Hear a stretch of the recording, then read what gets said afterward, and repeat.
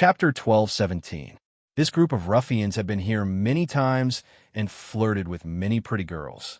Therefore, it was not a coincidence that he brought his buddies over to tease Yun Jian when he saw Yun Jian and the rest today.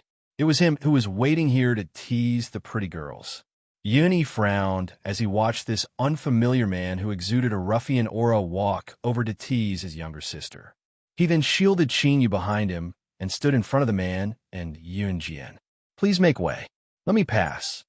Yun did not want a direct confrontation, so he spoke with a frown. Who are you, kid? The leader of the ruffians extended his fists and smashed them together, creating a cracking sound between the bones. He looked up at Yun, pretending that he was good at fighting. After the ruffian put on an act, he glanced at Yun Jian, who was standing behind Yun from the corner of his eyes. He felt that his bones had cracked when he clenched his fists and smashed them together. It was a dashing move. Therefore, the ruffian wanted to see Yun Jian's reaction. The ruffian knew that he was quite good-looking. He assumed that ordinary women would think that he was powerful and influential after seeing his looks and the tattoo on his bare chest. Then, they would try to seduce him. As long as it was a woman, they would be willing to talk to him. However, when the ruffian caught a glimpse of Yun Jian, who was not far away, he saw that she was not moved at all. She was not attracted by his cool act just now. The hooligan's self-esteem was greatly damaged. Just as he was about to do something to show off his abilities, Yi Si suddenly stopped him.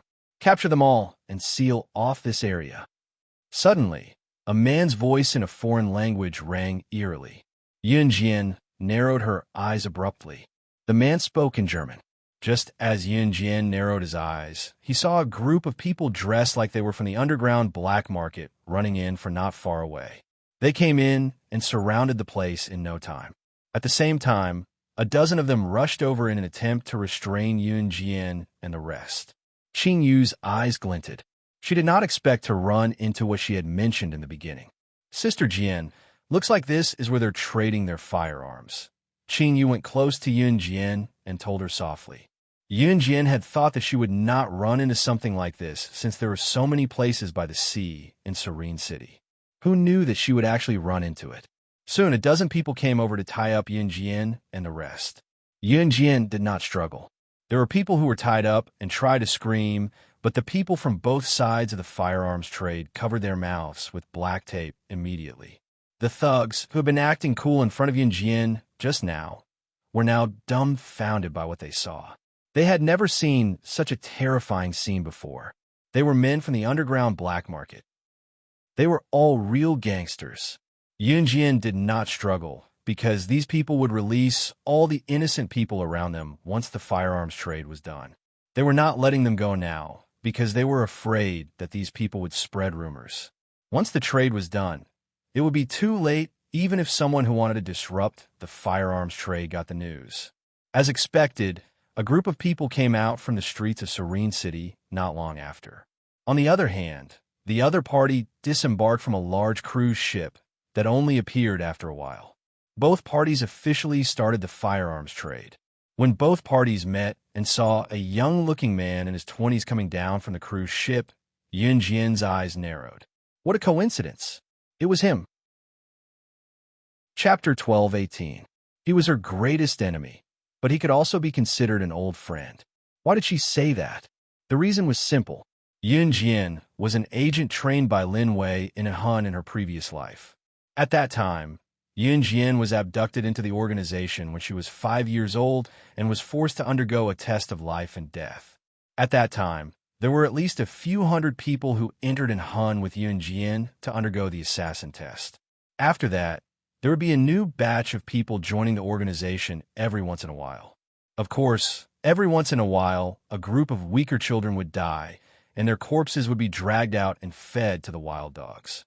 As a secret agent, the cruelty of life that Yun Jian had gone through was not something that outsiders could understand. When she entered the organization, she fought with hundreds of children, including Yun Jian. It was an environment where the strong were respected and the weak were killed. Back and forth, among at least a few thousand children, there were only 3 who could grow up and walk out of the organization alive, including Yun Jian, and Yun Jian was the strongest among them. These three people were all influential figures on the international assassin and agent rankings. They had stepped over countless corpses since they were young and desperately survived. It could be said that in the organization, even if someone suddenly stabbed you to death while you were sleeping, you could only accept your fate. Survival of the fittest. To be able to kill thousands of people and survive until the end, the three people were undoubtedly the strongest existences. Yes, among the few thousand people. One of them was Yun Jian, and the young man who looked to be in his 20s standing not far away was also one of them. Only 3 people survived from thousands of people back then. Other than Yun Jian, the young man in front of her, who looked to be in his 20s, was also one of the strongest in the world. He was the 3rd on the international secret agent rankings, the god of war, codenamed Mad Dragon. Mad Dragon was also an elite among the strong. His strength was one of the best even on the international secret agent rankings. Therefore, Mad Dragon was Yun Jian's greatest enemy in her previous life, as well as her old friend. In the organization, Mad Dragon was her enemy, because in such a large assassin organization, the thousands of children were Yun Jian's enemies. Either they die, or she dies. But after leaving the organization, Yun Jian's international development did not have any conflict of interest with Mad Dragon. Even when Yun Jian had just started out, Mad Dragon had even helped her. He saw that Mad Dragon was in the middle of an arms deal with another group of people. Originally, the innocent people present would have been fine. Yun Jian didn't want to acknowledge Mad Dragon either. But unexpectedly, the hooligan who had just tried to flirt with Yun Jian didn't have his mouth covered by the black tape. He didn't shout just now because he didn't react. Now that he reacted, he began to loudly beg for mercy. Who are you? We're just passing by. Let us go. I beg of you." The hooligan was terrified at once, and his voice was very loud. As soon as his voice was loud, it immediately attracted the attention of the 2 groups of people who were waiting for the arms deal to be completed. Mad Dragon furrowed his brows. Was he trying to attract the attention of outsiders and let them know that there was an arms deal going on here? Kill that group of people. Under Mad Dragon's order, the hooligan's shout almost killed everyone, including Yun Jian. Don't kill us. Don't kill us." Not only did the hooligan not realize that he was the one who caused this disaster, he began to wail like a ghost and howl like a wolf. If the hooligan didn't shout, Yun Jian and the others wouldn't have been noticed at all. When the arms deal was over, Yun Jian and the others could be released. However, the hooligan's shout directly attracted Mad Dragon's attention. Mad Dragon was the same as Yun Jian. They were both kings who climbed out of piles of corpses. He was used to seeing dead people and killing people. There was no difference between killing a few more and killing a few less. After receiving Mad Dragon's order, the men immediately took out silenced pistols from their pockets, just as they were about to shoot the hooligan and Yun Jian, who was next to the hooligan. Chapter 1219. Back when she was in a Hun group, she was the most capable one among the hundreds of people. Her strength was reflected in her ruthlessness, her speed, and her insanity. Why was it said that in Hun only had a few hundred people, while Yun Jian and the rest had killed thousands of people and survived? The reason was simple. An Hun would have a new batch of recruits every year. At the same time, there would be a group of weak people being killed by strong people in an Hun every day. If the newcomers were too weak, they would be killed by the strong people in no time. Only a few hundred people would survive every year. This batch of recruits would die the next year, which led to one thing. There were only a few hundred people who could survive in the organization. Coming back to reality, Yun Jian's cold voice not only scared the gangsters' group half to death, but it also scared Mad Dragon's subordinates and the group of people who were about to make an arms deal with Mad Dragon. Was there anyone in this world who dared to call Mad Dragon that? After all, who was Mad Dragon? He was ranked 3rd on the international secret agent ranking. Anyone who could be ranked in the top 3 on the international secret agent or assassin ranking was definitely a fearsome presence in the world. Even the top 10 secret agent or assassin ranking. Those who could not be ranked in the top 3 would turn tail and run if they did not have the ability to win against the top 3. Even if Mad Dragon was only ranked in the top 10 of the International Secret Agent or Assassin ranking, everyone here would be scared out of their wits. Not to mention, he was Mad Dragon who was ranked in the top 3 on the Secret Agent ranking. What kind of international status was that? Moreover, Mad Dragon was one of the 3 people who had walked out of an Unalive with Slaying God, the top secret agent on the International Secret Agent ranking. He knew Slaying God, the top secret agent on the International Secret Agent ranking. Therefore, everyone present was shocked by Yunjian's behavior. A young girl like her dared to challenge Mad Dragon, who was ranked 3rd on the International Secret Agent ranking. She even called Mad Dragon, "You brat." This young girl probably had not even met Mad Dragon before, yet she dared to be so arrogant. Could it be that she only wanted to avoid being killed? The surrounding people were so scared that their faces turned pale. It had been a few years since he had heard such a form of address. Mad Dragon narrowed his eyes and turned to look at Yunjian. He saw a fair and clean face that was so exquisite and beautiful that it was hard to believe that there was such a beautiful face in this world. Even Mad Dragon, who was used to seeing world-class beauties, couldn't help but take a second look. On the other hand, the leader of the other group of people dealing with Mad Dragon glared fiercely at Yunjian. This person was also stunned by Yunjian's appearance, but he quickly recovered. Then the man glared fiercely at Yunjian, then turned to Mad Dragon and said with a smile, "Don't be angry. I'll order someone to kill her now." As he spoke, the man waved his hand and was about to order his men to give Yunjian a fatal blow.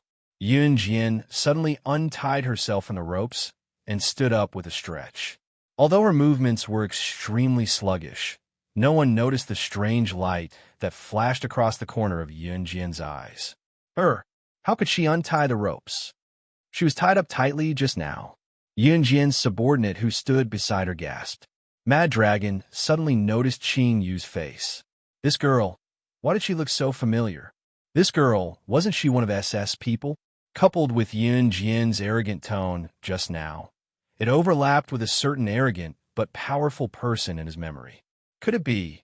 Mad Dragon suddenly thought of this and pointed a finger at Yunjian. His arrogant and cold demeanor was replaced by a frightened expression. Then he looked at Yunjian and said fearfully in front of everyone. Chapter 12:20. Everyone was shocked by what Mad Dragon said. SS. None of them were surprised to be addressed as SS. Slaying God, who ranked 1st on the secret agent leaderboard, was not addressed as SS to outsiders. The term SS was a nickname given to Yunjian's codename, Slaying God, by those who were close to her. Only those who were close to Yunjian in her past life would address her as SS in such an intimate manner. That was why everyone present was surprised, but not by that. Instead, Mad Dragon, ranked 3rd on the International Secret Agent leaderboard, the Mad Dragon who was once from the same organization as Slaying God, the most legendary secret agent in the secret agent world. Everyone present should pay their respects to him. If Mad Dragon were to stomp his foot, everyone present would be in shock. The Mad Dragon who struck fear in their hearts. How could he call out the 2 letters SS to Yunjian? Although no one present knew the meaning of the 2 letters SS, they could tell from Mad Dragon's expression. The teenage girl in front of them was definitely not a simple person. SS. What's SS? The hooligan who almost peed his pants earlier shouted out loud when he saw how Mad Dragon addressed Yunjian. It was as if he had discovered something that allowed him to survive. After shouting, the hooligan assumed that Yunjian had something going on with Mad Dragon because he did not know Mad Dragon's identity. Hence, the hooligan struggled to free himself from the ropes and bounced towards Mad Dragon twice. Since he was tied up, he cannot break free. Instead, he took a step closer to Mad Dragon. Therefore, the hooligan revealed a very friendly smile. He smirked at Mad Dragon twice with a hint of mockery, then said, "This, big brother, are you interested in her? How about this? We're all innocent. Let's go and take her away. We promise not to call the police." Initially, the hooligan was the one who wanted to flirt with Yunjian. So when he saw that Yunjian and Mad Dragon seemed to know each other, he looked at Mad Dragon with an "I know you very well" expression. He thought that as a man, He understood Mad Dragon's feelings for Yunjian very well. After all, no one present believed that Yunjian's international status was higher than Mad Dragon's. How old was she? And Mad Dragon's reaction to Yunjian just now was naturally thought by the hooligan that he had feelings for Yunjian. After the gangster finished speaking, he looked at Mad Dragon with extremely flattering eyes, as if waiting for Mad Dragon to praise him and let him go. When the leader of the other group of people who were in the arms deal with Mad Dragon heard the words of the hooligan, he immediately thought that Mad Dragon was interested in Yunjian. So you're interested in this beauty? Then why don't you? The leader of the other group of people who were in the arms deal with Mad Dragon thought that Mad Dragon was interested in Yunjian and immediately said. But before he could finish speaking, Mad Dragon, who was standing next to the leader, slapped the leader to the ground. Before anyone could react, Mad Dragon pulled out a silver pistol from his waist. He was so fast that the hooligan had no time to react. He pointed the gun at the hooligan and then fired a shot at the hooligan's thigh. The gun was a silenced pistol. If one listened carefully, they could hear a soft chi sound. In the next second, the hooligan who was tied up screamed with all his might. But because he was tied up, he couldn't turn around, and it didn't take long for him to be drenched in sweat. Just as the hooligan was about to faint, he heard Mad Dragon smashing the silver pistol on the ground. His face was very ugly as he said loudly, "I'm interested in her? How dare you say that? Do you know who she is? Even if I had 100 times the courage, I wouldn't dare to be interested in SS. If you dare say that again, I'll kill you all." Huang Long's words caused everyone present to feel a sense of shock and excitement. Is she more powerful than Mad Dragon? Chapter 12:21. The boss and his underlings who were in the arms deal with Mad Dragon were stunned by Mad Dragon's words, especially Ningxia, Hu Chirue, and Su Liao. If Yun Jin's skill in killing the robbers back in Hasa village was eerie and frightening, then Mad Dragon's current level of power was terrifying. Now, Yun Jin's influence was enough to make Ningxia and the rest pale with fright. It was apparent that Mad Dragon was a powerful figure. Judging from the way Mad Dragon was fearful of Yun Jin and the reactions of the people around them, Yun Jin's identity was not as simple as it seemed. Unknowingly, Qingyu had already untied the rope that bound her. He had been learning from Yun Jin for a long time, so she had mastered the ability to untie ropes a long time ago. The crowd did not even know when Qingyu and Yun had undone the ropes. Someone who was standing not far away suddenly pointed at Yun Jin. He seemed to have thought of something and shouted, "SS! I got it! If the Chinese pronunciation of SS is translated, isn't she the #1 secret agent, slaying God?"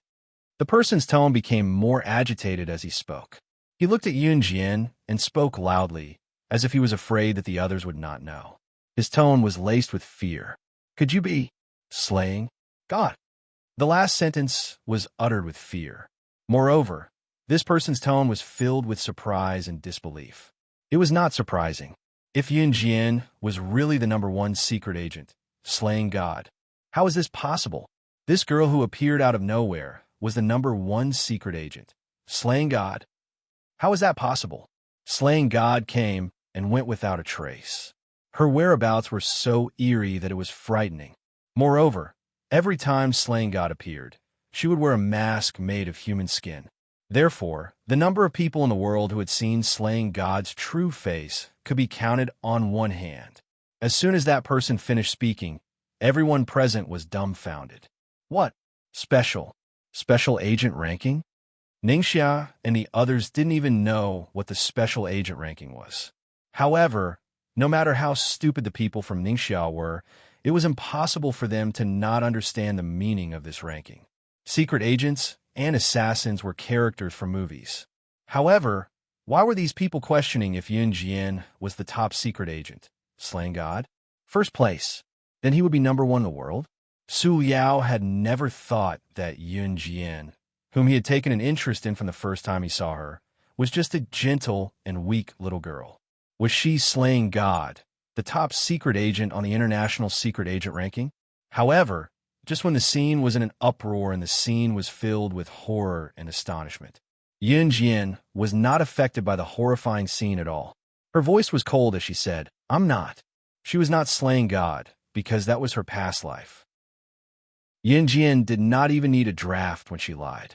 Mad Dragon, who was standing not far away, had obviously noticed that Yun Jian did not want to reveal her identity.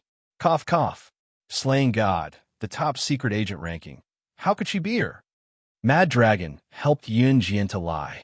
Then why are you so agitated when you see her? Someone risked his life to ask Mad Dragon. At that moment, everyone had their eyes on Mad Dragon. However, before Mad Dragon could say anything, Yun Jian's cold voice was heard again. Because he was too weak. I want to chase him around and beat him up. Did she just say that Mad Dragon, the third best secret agent on the international secret agent ranking, was too weak? Once again, everyone was stunned by Yun Jian's words. Right then, four tall silhouettes walked in from the periphery of the beach. Chapter 1222. No one noticed that the people who surrounded the beach had fallen, and C.E. was making his way over smoothly. Those who stood where they were unwilling to believe Yun Jian's words. Since she claimed that she was not slaying God, how could she have captured and beaten up Mad Dragon, who was ranked third in the international secret agent ranking? Just as everyone was doubtful and refused to believe the truth, Mad Dragon, who stood opposite Yun Jian, suddenly coughed softly. Cough. SS, can you not expose me when you're here? Although this is the truth. After saying that, Kuang Long's cold and aloof face was replaced by a faint smile. Those who thought that Yun Jian was exaggerating were stunned by Mad Dragon's admission. This could be true. Who was Mad Dragon? He was ranked third in the secret agent ranking and a top powerhouse in the secret agent industry. In the end, he admitted himself that he could not defeat Yun Jian. Even when Yun Jian denied her shocking identity of being slaying God, Mad Dragon's admission was enough to shock everyone present. While everyone was frozen in shock, CE appeared out of nowhere and grabbed Yun Jian's hand as he glanced at Mad Dragon with a sense of danger. It was only then that CE looked at Yun Jian. His aloof gaze that swept across the place turned into a gentle morning sun. CE looked at Yun Jian and turned his slightly curved side profile to the people present. Irresistible gentleness was reflected in the soft light as he looked at her and asked softly, "Xiao Jian, is it fun?" His soft greeting surprised everyone present. There was an unusually sharp gleam in his eyes. The man who appeared out of nowhere could still look at Yun Jian with such a doting gleam when he saw her. Yun Jian did not resist CE's handshake. Instead, she openly interlaced her fingers with his. Were the people guarding the perimeter? Didn't they seal off the sea? How could anyone come in? Were they? The boss, who was about to trade arms with Mad Dragon, suddenly grabbed one of his men's collar and bellowed. The surrounding sea was guarded. Logically, CE should not be able to come in. Kill him. CE suddenly turned to the side. His flawless face was so perfect that even men could not help staring at it for a few seconds. CE uttered the word nonchalantly as he grabbed Yun Jian's hand with one hand, while the other was casually and lazily tucked in his pants pocket. There were three people standing behind Imo, his son, Xueying, and Lin Wei. At this moment, Xueying was resting one hand on the shoulder of Imo's son and Lin Wei respectively. He was hugging the shoulders of these two people with his back facing them. It seemed that he was whispering something. What? You actually dared to kill my man. You? The boss was clearly a bit stupid. When he heard that CE had killed his men, he was so angry that he wanted to order people to arrest CE. However, at this moment, Xueying finished whispering to Imo, San, and Lin Wei. Xueying and the other two also turned around. At this moment, Mad Dragon saw Lin Wei. Previously, Xueying had his back facing them, so Mad Dragon did not see Lin Wei clearly. Now that he suddenly saw Lin Wei, Mad Dragon was stunned for a second before shouting in surprise, "L, it's you." L was Lin Wei's unique codename when he was training assassins in the Han organization. It only had one letter. Lin Wei's name was not particularly famous, but he was still well known. However, who in the underworld did not know about the Han organization's L? Chapter 1223. If Mad Dragon, who was ranked third on the secret agent ranking, was a terrifying existence, then any one of the four leaders of an Hun could be compared to the top three on the secret agent ranking. In other words, Lin Wei's strength was enough to receive the same treatment as Mad Dragon on the international level, or even higher.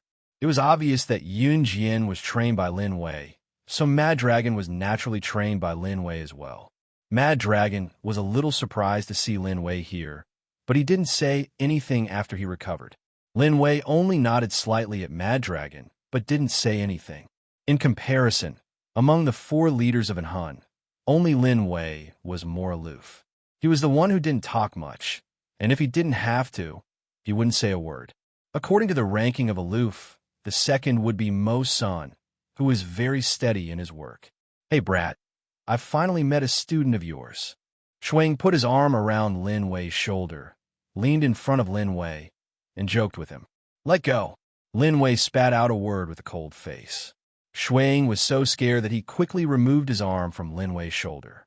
Among the four great chieftains, the one with the strongest strength was Lin Wei, and the one with the most handsome appearance was Shuang.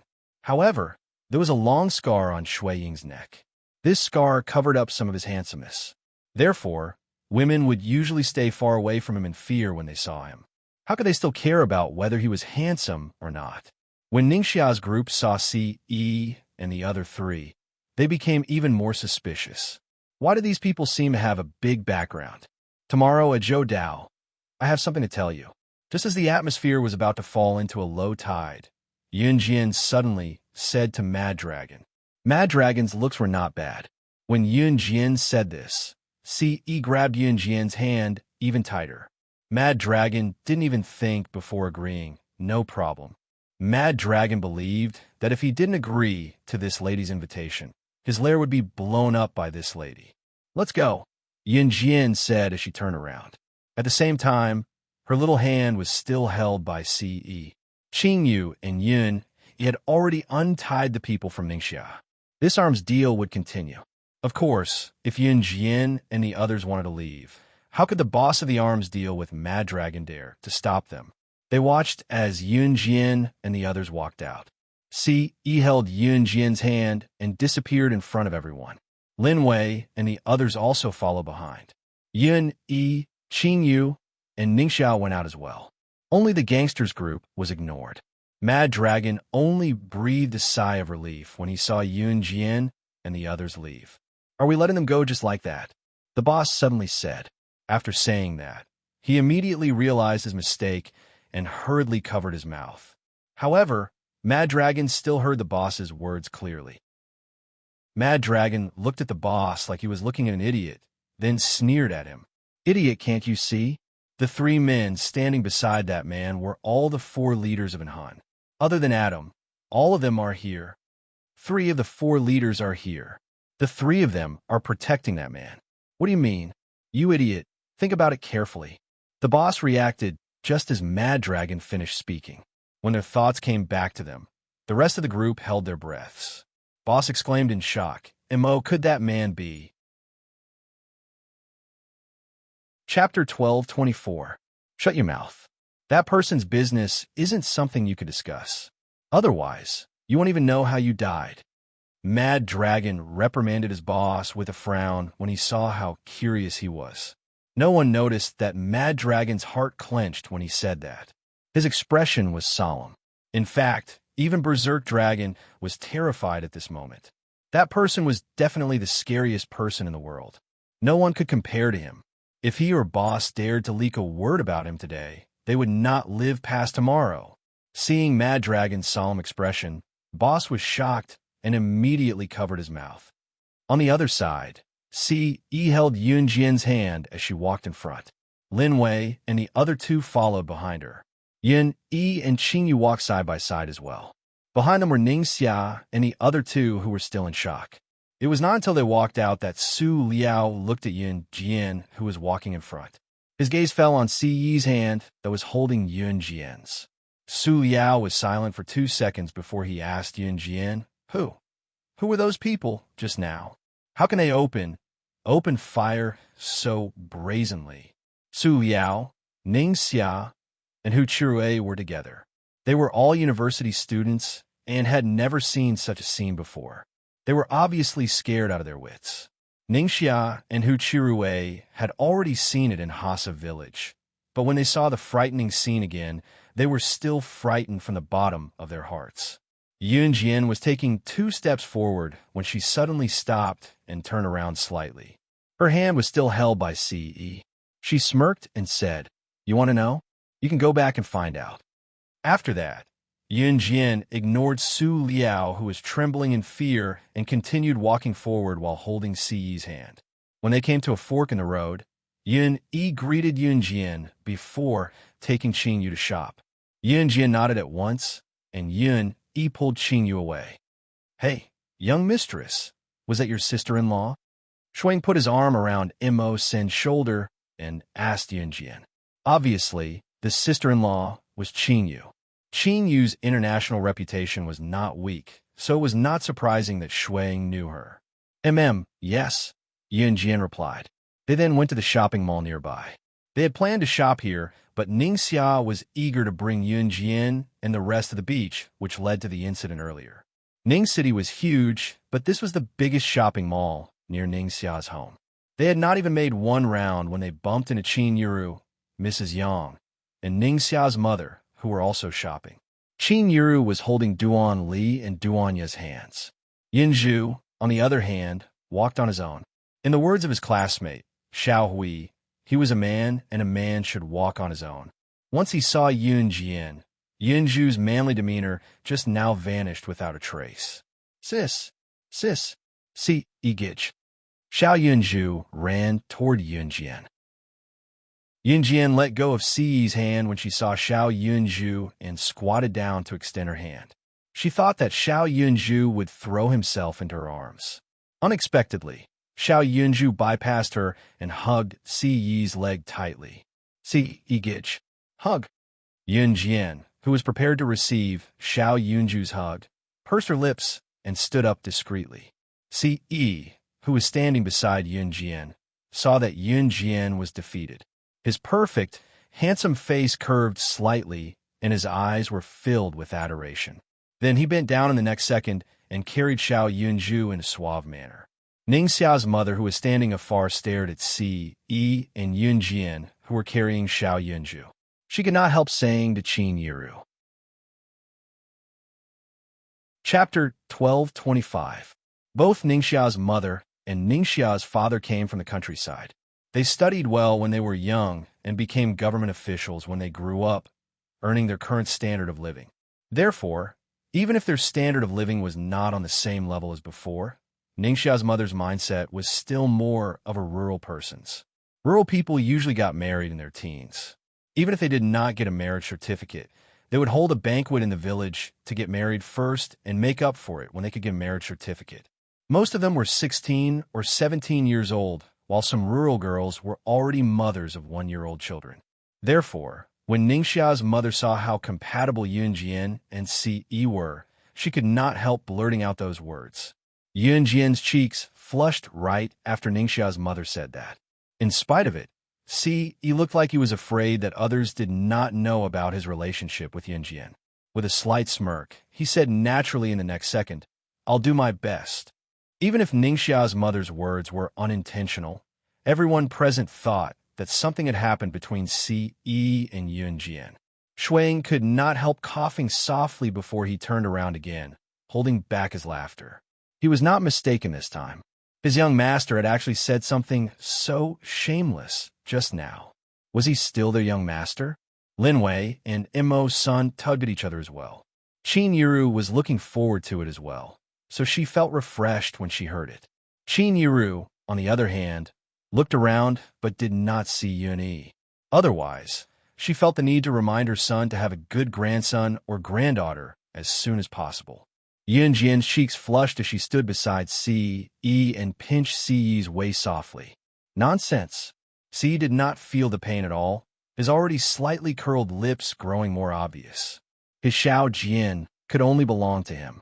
As for the marriage contract rings on Yun Jian and Si Yi's hands, Everyone present had already noticed them. When Qin Yiru asked about it, Yun Jian said that Si had bought it for her. When Qin Yiru heard this, she covered her mouth and laughed. Then, she praised Si. This child is getting more and more thoughtful. After shopping in the afternoon, they quickly went back to Ningxia's house. At the same time, Ningxia also said goodbye to Hu Qirui and Su Liao. After dinner, Shuang asked if there were any nightclubs in Ning City. The fact that Xue Ying and Lin Wei could be here today was because they were on vacation. To Xue Ying and Lin Wei, Country Z was a tourist destination. Xue Ying thought that since he could finally relax, he should go to the nightclub for a stroll. Ningxia thought about it for 2 seconds before clapping her hands and shouting, "Yes, there's the Royal Nightclub nearby. It's booming business every night." Shuang quickly ran to Yun Jian and asked, "Young madam, it's not easy for us to travel. Why don't we go to the nightclub nearby to have some fun tonight?"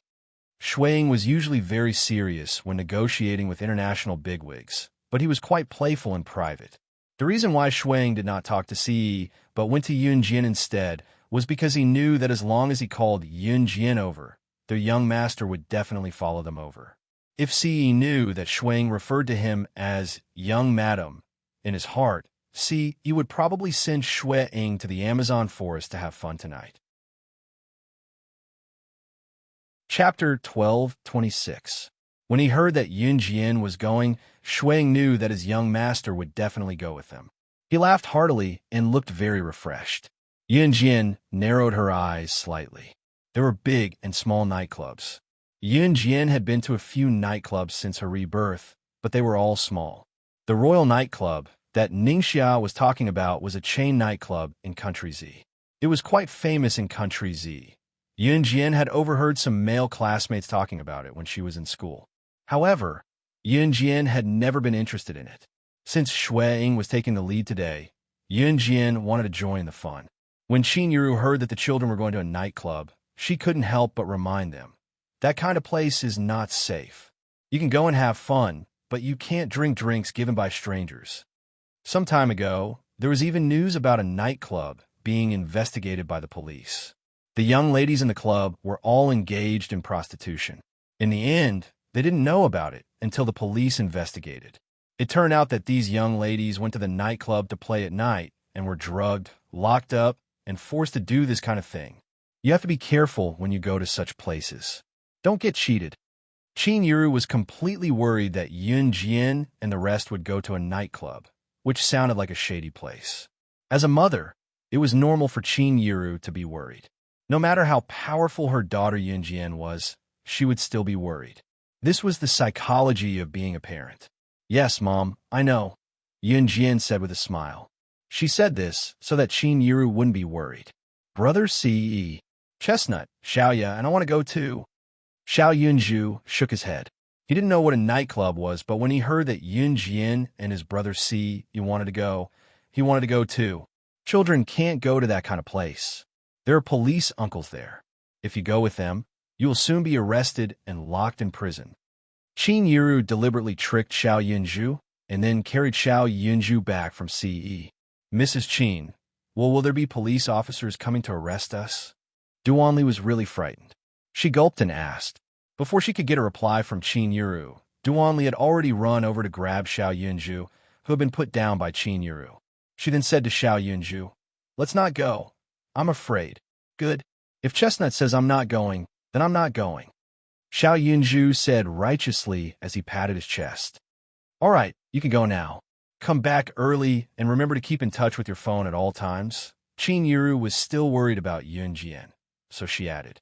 However, Qin Yiru had never been a mother who liked to interfere with her children's affairs. She had always stood behind Yun Jian and Yun silently, and as long as she didn't interfere with her daughter and son's affairs, she would quietly care about their every word and action. Mom. Yun Jian nodded. Then the group set off for Royal Nightclub. Yun and Qing didn't go. Only Yun Jian, Ce, Xue Ying, and Ningxia were going. Ningxia was going to lead the way for them, but Ningxia had never been to a nightclub before. At the same time, at the entrance of Royal Nightclub, Yun Jian and the others entered one after the other. As soon as they entered, they were attracted by the noise onto the dance floor. On the dance floor, a woman with a hot body was doing something that made one's imagination run wild. A bunch of men were shouting and yelling crazily. "Let's book a room. It's too noisy here," Shuang suggested lazily. At the same time, he didn't have any feelings for the woman dancing crazily on the dance floor. Chapter 12:27. At this moment, at the side of the dance floor, a plump old woman with a wrinkled face and an ugly complexion was sitting in front of a patterned low table. Opposite the old woman sat a cowering middle-aged man who seemed to be discussing something. But it was obvious that the old woman's identity was higher than this cowering middle-aged man, because on the dance floor, that hot beauty was crazily twisting her body, presenting her exposed body in front of the group of men below the dance floor. Therefore, it attracted the screams of the men below. The noisy sounds in the pool and the screams and shouts of the men made the old woman hiding in the corner and the cowering middle-aged man talk loudly about the indescribable topic without fear. The middle-aged man cowered and looked at the old woman. He was about to take the initiative to break the silence and said, "Aunt Hong." The old woman, called Aunt Hong, who was in her 40s or 50s, didn't wait for the middle-aged man to finish speaking and slapped the table and stood up. After Aunt Hong stood up, she pointed at the beautiful woman who was twisting her body on the dance floor to attract the attention of the men and sneered at the middle-aged man. "Only this kind of goods? How long ago is this kind of goods? It's time to change it. No wonder our shop's business has been snatched away by the newly opened heaven on earth." And Hong looked very angry. The middle-aged man opposite her was startled, and then he suddenly lowered his voice and said to Aunt Hong, "Recently our shop has a few young ladies, and they are still virgins. Aunt Hong, do you want to send them to the bosses? Only this kind of goods? Can't you find a different kind of goods?" Aunt Hong said goods. Listening to her tone, she didn't treat people as people at all. But just when Aunt Hong said this, she was suddenly attracted by a slender figure who had just entered the door. The figure who had just entered the door may not be as enchanting and charming as the beautiful woman who was twisting on the dance floor, but at a glance, it could attract people. Even Aunt Hong, who was a woman, was thoroughly attracted by it at first glance. For a time, Auntie Hong didn't even have the thought to curse the middle-aged man. Her entire being seemed as if her soul had been taken away as she walked towards that delicate and pretty figure with an unbelievably exquisite face. Yun Jian, C.E., and Shui Ying were standing at the entrance. Yun Jian agreed with Shui Ying's suggestion to book a private room. Shui Ying actually had other motives for coming here today. He had invited an international big shot who had just arrived in Serene City to come here, intending to cooperate on some matters. Shui Ying was the leader of the Han organization and the other partners. Now that he finally had a vacation, it was only natural that he would be able to travel. However, during the holidays, he still had to deal with the things that needed to be done. Shui Ying planned to open a private room first and settle the young madam and Ningxiao inside. Then he would ask the young master, Lin Wei, and Mo Sun to accompany him to talk to that international big shot. That was what Shui Ying thought. That was why he called Yun Jian over so that his young master would be willing to come along. Just as Shui Ying finished his words and got Yun Jian's tacit approval, Shui Ying's face changed. At this moment, a very short woman who was about 40 to 50 years old, wearing a red Chong Sam, stood in front of everyone. Once Annie Hong stood there, she glanced at Yun Jian conspiratorially before coming over with a grin and spoke in a friendly tone. Chapter 12:28. As Auntie Hong spoke, she added with a grin, as if afraid that Yun Jian would misunderstand her as having ulterior motives. At the same time, she wiggled her lipstick that was as red as a chicken's butt and continued. It's like this. I'm the person in charge of the Royal Nightclub. You can call me Aunt Hong. I think it's your first time here to play, right? I think you're all young people.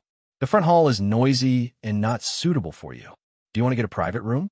I'll take you there, Aunt Hong said, revealing a smile that she thought was very kind. But in her heart, she was thinking, follow me to the private room. It's easier to do things in the private room. Yunjian narrowed her eyes. An Hong's uninvited appearance made her suspicious. But from Yunjian's appearance, she didn't have any doubts about An Hong. This made An Hong think that the little fish had taken the bait. Thank you, An Hong. This is my first time here. Let's go to the private room with An Hong. Ningxia was a silly child. She had never been to such an occasion before. She thought that An Hong really came to help out of kindness. Okay. I'll let the waiter at the front desk lead the way for you. In order to not let Yunjian and the others be suspicious, An Hong didn't personally lead the way for Yunjian and the others. After saying this, An Hong signaled the waiter at the front desk. When An Hong signaled the waiter to lead the way, her back was facing Yunjian and the others. So when An Hong winked at the waiter, Yunjian and the others who were standing behind An Hong didn't see it. Soon, the waiter led Yunjian and the others to the private room. Seeing Yunjian and the others disappear in front of her and turn the corner to the back of the dance floor, An Hong's kind and smiling face instantly drooped. An Hong. The middle-aged man who was talking to An Hong just now came over and looked at An Hong and shouted, I've already sent someone to bring her over. Sent a few more people over. This little girl is definitely the best. After a few years of training, she will definitely become our royal family's #1 miss. Matchmaker revealed a strange smile. Yes, the middle-aged man responded. Then, he paused for a moment before asking An Hong about the doubts in his heart. Ani Hong, that woman and that man were holding hands when they went in. It's obvious that they are a couple. Could it be that this woman is no longer a virgin? Isn't this girl worthless if she isn't a virgin? With her looks, even if she isn't a virgin, she can still be sold for a good price. Hurry up and prepare for me. This time, I'm going to do something big. An Hong kicked the middle-aged man and then whispered. The middle-aged man immediately replied, Yes. Then, he ran away. After Yunjian and the others entered the private room, Shuiying begged Ce to follow him to meet the international big shot. Mo-san and Lin Wei stood to the side and watched, their mouths twitching from time to time. At first, Ce refused to go. Shuiying begged for more than 10 minutes, but to no avail. Then, Yunjian said, Go and take a look. I'll wait for you here. Yunjian's words made Ce's ears tingle, making Ce feel inexplicably refreshed. Okay. Then, Ce immediately agreed. She put one hand in her pocket and stood up to walk out. At this moment, Shuiying's mood was very complicated. He had been with the young master for so long, but a single word from a young mistress was more effective. Who did he offend this time? If he had anything in the future, he would ask the young mistress for help. Thinking of this, Shuiying stood up from his seat and followed Ce. Then, he ran out with Lin Wei and Mo Senator just as Ce and the others left. A waiter came in and brought in a pot of free tea. When the waiter left, he didn't close the door tightly and left a small gap. Yunjian could clearly feel that someone was sizing her and Ningxia up with narrowed eyes outside the crack. Chapter 12:29. As soon as she finished drinking, Ningxia felt dizzy. She looked at Yunjian, only to find that Yunjian had split into 2 figures, 3 figures. Yunjian, why are there so many of you? Ningxia shook her head. She was dizzy, and she felt that she couldn't exert any strength. Me too. Yunjian felt that the gaze outside the door became sharper. She wobbled for a while, and after a while, she laid down on the sofa. Ningxia saw Yunjian lying down, and she suddenly felt scared. Then, she quickly ran to Yunjian and shook Yunjian hard. Yunjian, what's wrong with you? Don't scare me. What's going on? Why do I feel more and more dizzy? As soon as Ningxia said the last word, her voice stopped. Then, her head shook again, and she directly fell to the ground. An Hong, who had been squatting at the door for a while, saw this. She directly pushed the door open and entered. Because she was afraid that Yunjian and Ningxia were not unconscious, An Hong rushed to Yunjian and Ningxia and shook them. She asked nervously even though she knew the answer. Wake up! Wake up! Little girl, what's wrong with you? In order to verify that Yunjian and Ningxia had completely fainted, Aunt Hong also reached out to scratch Yunjian and Ningxia's stomach and under their arms. Ordinary people were very sensitive to these two places. Aunt Hong scratched, but she didn't see any reaction from Yunjian and Ningxia. At this time, she put away her very nervous look and shouted at the door, "Come in." Immediately, two women came in and moved Yunjian and Ningxia to another place. Aunt Hong basically called women to do things, such as moving the unconscious Yunjian and Ningxia to another place. Of course, this was to not attract attention. Tick-tock, tick-tock, tick-tock, the sound of water was leaking. This was a dark basement where no sunlight could be seen. In one part of the basement, there were still water droplets. These water droplets dripped down, covering a large area of the basement floor. Yunjian had already woken up, or to put it another way, she had not fainted since she was unconscious. At this moment, Yunjian's whole body was tightly tied up with hemp rope.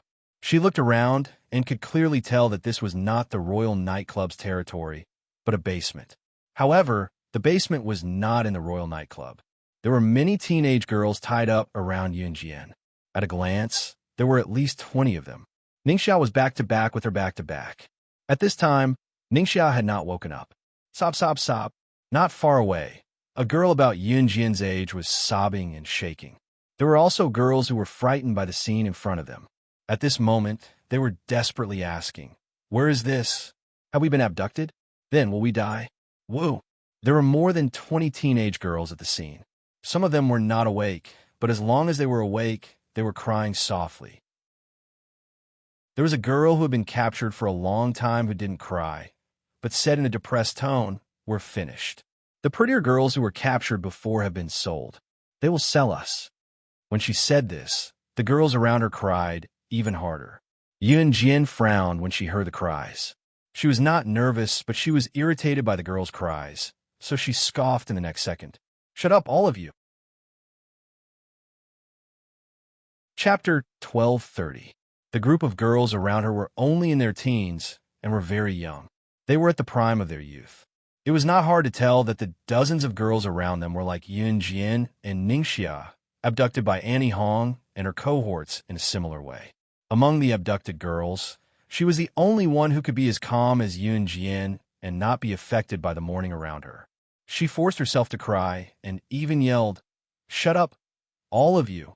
Obviously, many people around her did not know what was going on, but they were shocked by the gloomy basement in front of them. Especially when they were tied up with ropes, it was like the scene of a kidnapping in the legends. In addition, there was a girl who had been here for a long time who said that the beautiful girls who were abducted before were sold. The girls around her were even more scared. At this time, Yunjian's shout frightened the people around her. Even the girl who was sobbing just now was so scared that she forced her cries back into her throat. The surroundings quieted down, and only then did Yunjian close her eyes. She was very clear about her situation. The girls who were abducted around her were very beautiful, and the worst-looking one could be recognized immediately in a crowded street. Since this group of people dared to abduct her, then they had to pay a price. In the darkness, Yunjian's lips curved into a cold arc. Since she encountered this kind of underground hookup, then, after an unknown amount of time, the crying stopped, and the girls who were awake began to talk to each other. However, from the girls' conversation, Yunjian could still hear their deep fear. "I've been here for half a month." At this time, a girl spoke with a desperate tone. After pausing for 2 seconds, the girl's voice became slightly trembling. Her throat was hoarse, and her voice sounded like she was about to sob at any time. "I was drugged, and when I woke up, I was here. The girls who were with me before, they were all sold. This is not a place for people to stay. They fed us like animals, and sold them, let a lot of men defile them. We will also be sold like that." At the end, the girl could not help but sob again. The basement was very dark, but the surrounding girls were frightened by the girl's words and began to cry again. Some of them trembled all over and were so scared that they could not turn over and move. Yunjian slightly frowned, and in the next second, her closed eyes instantly opened. If the basement was brightly lit, The girls around her would definitely be shocked by Yun Jian's piercing gaze. When Yun Jian opened her eyes, the door to the basement opened abruptly. She had sensed that someone was coming. At this time, a dim yellow light flashed in, and then a fat old woman wearing a red Chong Sam walked in. Then a few well-dressed, middle-aged men walked in. Just by looking at their appearance, one would think that they were successful businessmen. There were also a few strong men following behind them. The basement's light was suddenly turned on, and the people who had not seen light for a long time could not open their eyes for a while. At this time, Aunt Hong walked toward Yun Jian, but swaying left and right. The surrounding girls who were tied up shrunk their bodies in fear. Aunt Hong brought that group of people directly to Yun Jian.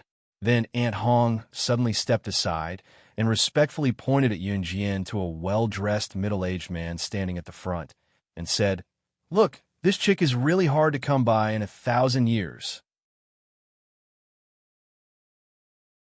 Chapter 12:31. Ani Hong had already doubted whether Yun Jian was still a virgin with the previous middle-aged man. However, when she was introduced to this middle-aged man who looked like a successful person, she still said the same thing. There was only one reason for this. She hoped that Yun Jian could be sold for a good price. In Ani Hong's place, she called these girls who were deceived as goods. Ani Hong and her group did not treat these girls as human beings. To be honest, after being deceived into this place, even if they wanted to seek death, there would always be someone watching over them. The girls who were completely controlled didn't even have the right to choose death. They could only become puppets for Ani Hong and the others to make money for the men to laugh at. This was the side of the royal nightclub that people did not know about. At the same time, it was also one of the royal nightclub's major means of earning money. Even as a woman, Auntie Hong could not help but be attracted to Yun Jian, not to mention this middle-aged man. This middle-aged man's surname was Jia, and he was called Boss Jia. Boss Jia was a typical tycoon. He invested in a marine enterprise in Ning City and had contact with some big bosses overseas. Moreover, his family's assets amounted to tens of millions. In 1999, if his family had tens of millions of assets, he would be called a multimillionaire. Even if he became a multimillionaire, he would still be able to occupy a place like Ning City, not to mention Boss Jia. With Boss Jia's achievements, he could be considered as a big shot in Ning City. It was this kind of person that outsiders would never think that he was actually a regular in the royal nightclub that secretly trafficked young girls. Strictly speaking, Boss Jia's eccentricity could be considered as a pedophile. This was because he was already over 50 years old, almost 60 years old. Boss Jia dyed his hair until it was shiny, but the middle of it was bald. His whole body was full of fat, and he looked extremely ugly. Looking at her delicate and pretty face, he could see that her delicate and flawless face was exquisite to the extreme. Boss Jia's mouth was dripping with saliva. Beautiful, beautiful, beautiful. Boss Jia used his pig trotters to wipe away the saliva flowing out of his mouth. He shouted 3 times in a row. His round eyes stared at Yun Jian. At the same time, Boss Jia rubbed his hands. "How is it? Boss Jia, are you satisfied?" Ani Hong threw a coquettish glance at Boss Jia and said with a smile, "Satisfied? Satisfied? I'm so satisfied." Boss Jia's eyes never left Yun Jian. Yun Jian didn't move. The girls who were tied up saw this scene.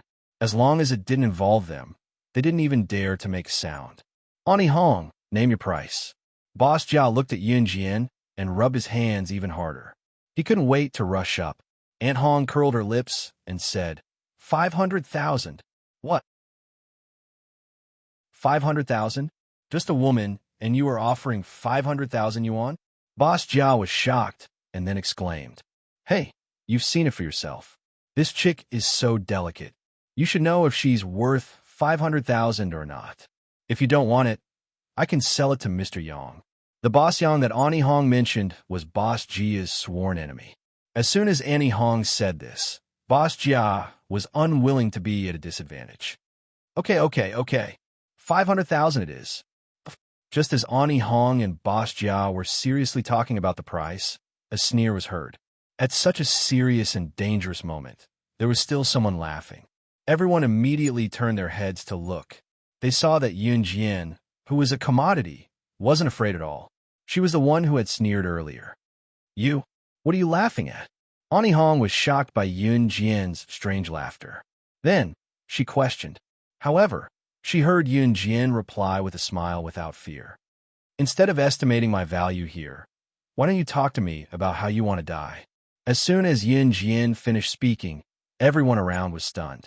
Yunjian was in a disadvantageous position now. Why was she not only not afraid, but also threatening Ani Hong and Boss Jia? This time, not only Ani Hong and Boss Jia were stunned, but the group of girls who were cowering around were also dumbfounded, especially when Yunjian scolded the girls at the beginning. At first, the girls thought that she was just annoyed. Who knew that she even dared to talk back to Ani Hong? Chapter 1232. All the girls present broke out in a cold sweat for Yunjian. Yunjian's words just now were simply courting death.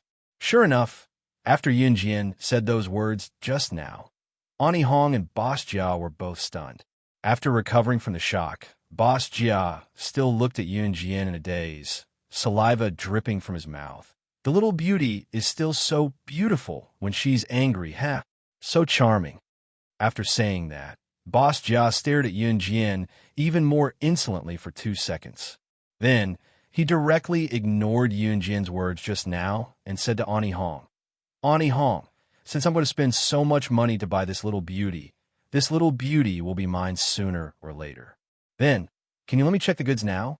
Boss Jia's words immediately made Ani Hong nod and promise. Of course, Boss Jia. She's going to be yours soon. You can do whatever you want. Even if you want to do her in front of everyone, we won't object. Ani Hong's face was indeed very thick. She could say any kind of dirty words. After Ani Hong finished speaking, Boss Jia felt his lower body tighten. Then Boss Jia laughed loudly and said, "Haha, Ani Hong is still the straightforward one." Then, after saying that, Boss Jia walked towards Yunjian. At the same time, he stretched out his pair of pig trotters. Yunjian, who was tied up, looked like she couldn't move. That rope just happened to tie up Yunjian's body from top to bottom. At the same time, it just happened to tighten around her chest. In this way, Yunjian's proud figure was vividly displayed. Therefore, even Ani Hong herself was captivated by Yunjian's figure and appearance. At this moment, Boss Jia had already arrived in front of Yunjian. At the same time, his pig trotters were less than a meter away from Yunjian. Boss Jia looked at Yunjian's pair of big twin peaks, and his heart itched. He really wanted to run up to her and hold her full breasts. However, when he was half a meter away from Yunjian, who had been tied up tightly, suddenly stood up. The rope that had tightly bound Yunjian was now completely loose like a kite with a broken string. Boss Jia's hand, which was still reaching out, paused at the same time. Everyone's pupils gradually tensed up from their relaxed state. Why did you untie the rope? The first person to scream was Ani Hong. Ani Hong screamed out these words. After she finished screaming, she stared at Yunjian in horror, as if she had seen a ghost. When she sent Yunjian and Ningxia here, she tied the ropes on Yunjian and Ningxia herself. Not to mention a little girl, even a boorish man wouldn't be able to break free from this rope. However, Yunjian suddenly untied the rope. This scene made Ani Hong so scared that her entire body trembled. Not only Ani Hong, but also Boss Jia and all the girls present were so frightened by Yunjian's action that they straightened their backs. Why did she untie the rope? When did she untie the rope? Ani Hong, this is... Boss Jia looked at Yunjian. He was so scared that he took 2 steps back. He was just about to ask Ani Hong what was going on. However, he saw that Yunjian had already rushed over here. What are you trying to do? Boss Jia was scared out of his wits. He quickly retreated. However, just as he took 2 steps back, Yunjian had already stepped on the ground with 1 foot and jumped. In the next second, she kicked out horizontally. She kicked Boss Jia's abdomen at lightning speed, sending Boss Jia flying out. He then slammed into a wall in the basement. Finally, his entire body twitched and fell to the ground. Yunjian steadied herself and curled her lips into a smile. She coldly looked at the group of people in front of her who were instantly in a mess. They were all scared silly by her kick. She immediately crossed her arms and said lazily, "Oh, right. I forgot to tell you. I'm an advanced special forces soldier in the army." When these words came out, not to mention the girls present, even Ani Hong straightened her back and looked at Yun Jian in shock. The reaction of the surrounding people was the same. They all looked at her in a daze. Chapter 1233.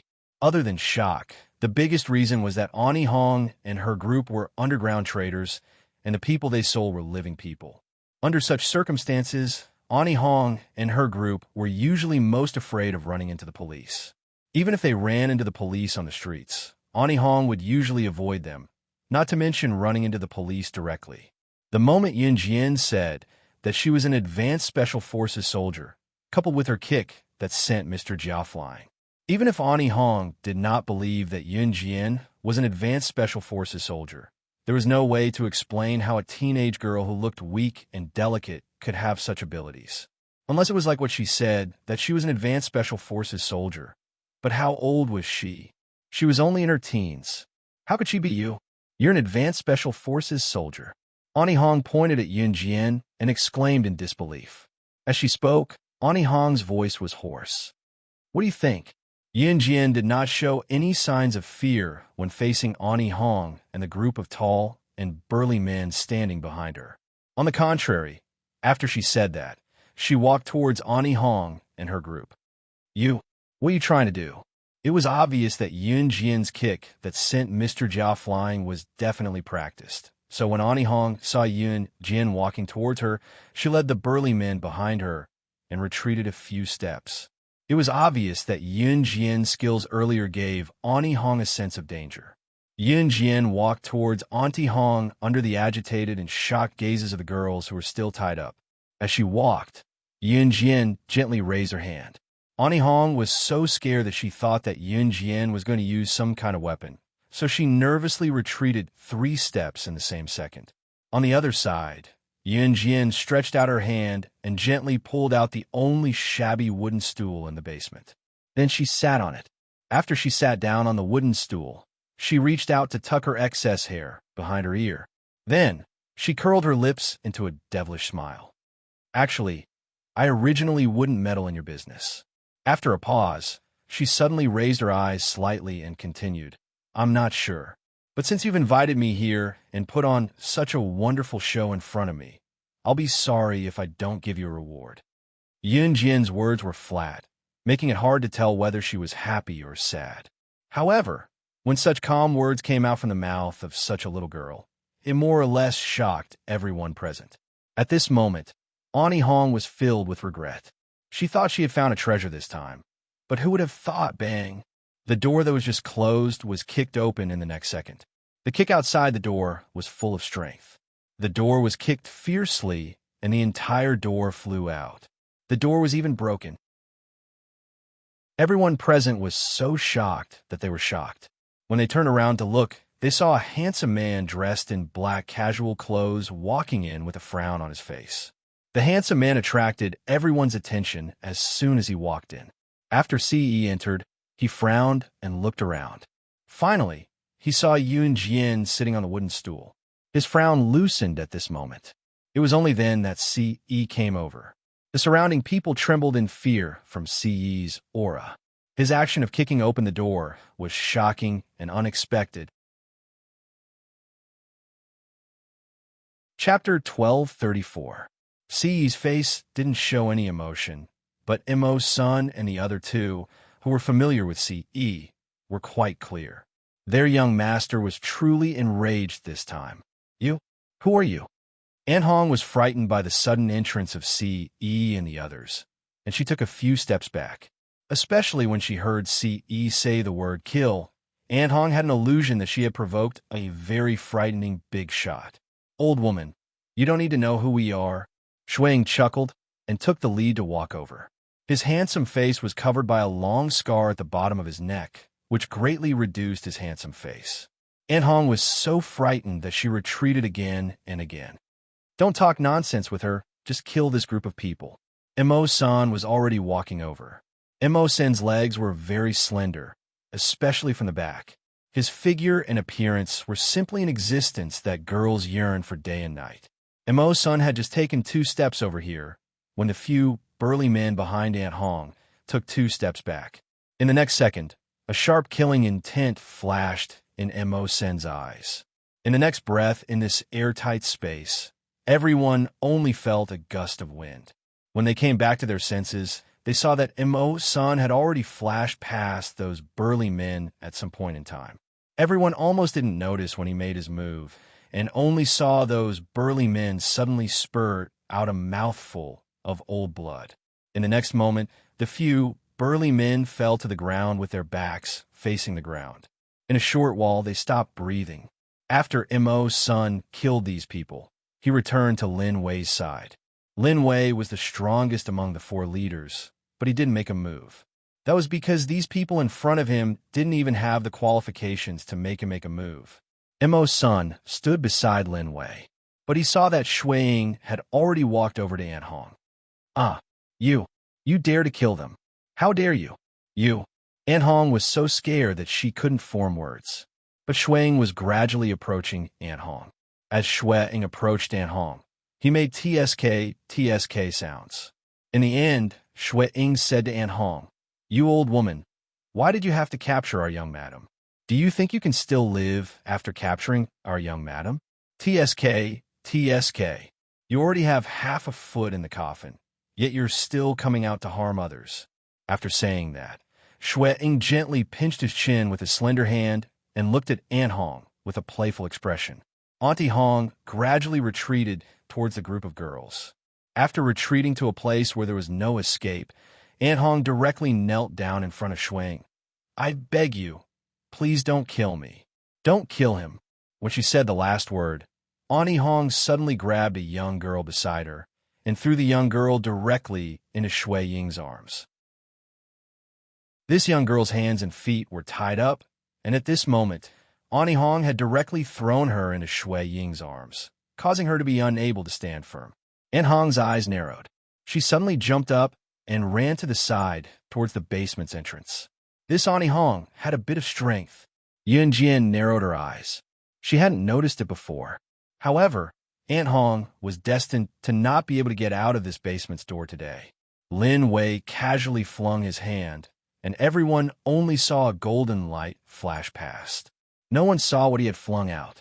They only saw Aunt Hong, who was running towards the basement's entrance, thinking that she was about to escape from the devil's claws, suddenly freeze. In the next second, blood spurted out from her mouth and nose, and in a short while, she directly fell to the ground and didn't make a sound.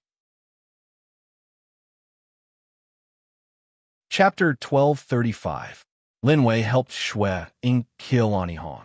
When Auntie Hong fell to the ground, her eyes were wide open. She could not believe that she had been killed just like that. Her best years had yet to come. Her time of enjoying life had yet to come. But now, she had disappeared from this world forever. However, Auntie Hong did not feel any shame at the moment of her death. She had been a human trafficker all her life. She had abducted many young girls, causing many families to be ruined. She had also caused many young girls to be defiled by men in their 50s and 60s. In the end, they were in so much pain that they wished they were dead. There were even some who could not bear such a life. In the end, they chose to end their lives in the most miserable way possible. Auntie Hong deserved to die. She deserved to die 10,000 times. Shui did not care about what happened to Auntie Hong. Just now, Auntie Hong had thrown a girl at Shui. The reason was to distract Shui. A smart person like Shui would not have fallen for such a trick. However, the girl that Auntie Hong had thrown at him was tied up. Her feet were not steady, so she almost slipped. Shui did not know what was going on with him. He just grabbed the girl. Originally, if Shui encountered such a situation, even if the other party was a sexy beauty with big breasts and big buttocks, he would have directly avoided them. He did not know if it was because of Ci's influence, but he had no interest in those sexy beauties. However, this time, the girl that Auntie Hong had thrown at him had a fragrant scent coming from her body. That scent was like mint. It was fresh and elegant. It gave people a feeling that they would unconsciously want to pull this girl into their arms. Therefore, Shuang pulled the girl into his arms. Under the dim yellow light in the basement, Shuang was able to see the girl's appearance clearly. She was a beautiful girl who looked like a doll. She was about 16 or 17 years old. Her long and narrow eyelashes fluttered up and down. Just by looking at her, people could not help but want to cherish her. Not to mention men. This was the first time Shuang had seen a girl who looked like a doll. The girl's body also had a fragrance. It was a light mint smell. The smell was very light, but it was enough to make Shuang stunned. While Shuang was still in a daze, he had already walked in front of Yunjian. Although his facial expression was the same as usual, Yunjian could feel that he was really angry this time. Yunjian stood up from the wooden stool. Just as she stood up, she was pulled into Yi's embrace. Even though he knew that she would be fine, he was still worried when he found out that Yunjian had disappeared. Xiao Jian, what should I do with you? I really want to rub you into my bone marrow and make you follow me for the rest of my life, never leaving me again. Yi caressed Yunjian's long black hair as he spoke softly. Yunjian's heart was touched. In Yunjian's previous life, she had always been alone when she went on missions. Now, Yi's words warmed her heart. She reached out and hugged Yi back. The matter here was left to Imo, Sun, and the other two. Ever since Ningxiao was locked up here with Yunjian, she had not woken up. Of course, this was a stroke of luck because Ningxiao had one less bad memory in her life. In the end, Imo's son contacted the local police in Serene City and arrested all the human traffickers led by Annie Hong. This group of innocent girls had been saved. Shuang, Imo's son, and Lin Wei were on their way back to the Ning family. Shuang took 2 steps before he turned to look at the girl who had followed him all the way. The girl was holding an old cardboard box. When she saw him turn to look at her, she stopped and kept a 5-meter distance from him while looking at Shuang innocently. Shuang rubbed his forehead and turned to ask her, "What do you want?" The girl was the one who had been pulled into Shuang's arms just now. Chapter 12:36. When the girl's words fell, Shuang almost missed a step. Shuang finally hugged Imo, San, who was standing beside him, and steadied his footing. Cough, cough. It was the first time Shuang heard such words. He choked when he swallowed and immediately coughed twice. Sure, he's willing. Imo's son, who had been silent all this time, suddenly reached out and patted Shuang's back, and then said to the girl with a smile. After saying that, Imo's son smiled evilly. It was rare for him to joke like today.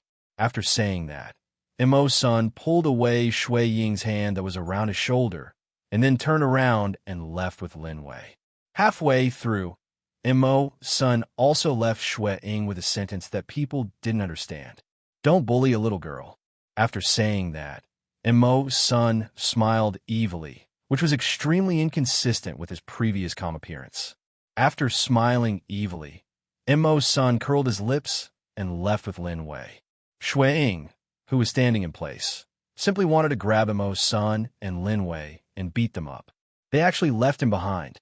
However, Shuang didn't dare to beat Lin Wei, let alone Imo's senator. Imo's son and Lin Wei had the best relationship, perhaps because their personalities were similar. Shuang dared to guarantee that if he went to beat Imo's son, Lin Wei would definitely intervene. He felt that he had become a loner. Just as he was thinking this, Imo's son and Lin Wei had already left quickly. Shuang's face darkened into a line. He turned his head and glared fiercely at the girl. It was all because of her. If it weren't for her, how could Imo's son and Lin Wei, these 2 ungrateful guys, leave him behind? Shuang turned his eyes and glared fiercely at the girl. The girl was so scared by Shuang's glare that she shrank her thin body. Shuang looked at the girl's thin body and lowered his eyes. In the end, he still withdrew his sharp edge and turned to walk towards the Ningxia house on the main road. After taking 2 steps, the girl immediately followed. As long as Shuang stopped, the girl also stopped. She didn't seem to dare to come forward. From beginning to end, she was about 5 meters behind Shuang. In the end, Shuang touched his forehead and simply let her follow him all the way. The Royal Nightclub closed down overnight. Not only the Royal Nightclub in Serene City, but all the Royal Nightclub chains in Z Nation declared bankruptcy overnight. This incident would cause a huge uproar in Z country, especially among those big bosses who frequented nightclubs. However, no one was able to find out why the Royal Nightclub closed down. Of course, these were all things that happened later. At this moment, Yun Jian and Si Yi had just arrived at the entrance of Ningxia. Ningxia had already been brought back to the Ning family by Si Yi's men. Yun Jian's explanation was that Ningxia had drunk some alcohol at the Royal Nightclub and fainted because she couldn't hold her liquor. In fact, Ningxia did not know how to drink. So Ningxia's mother helped Ningxia back to her room to rest.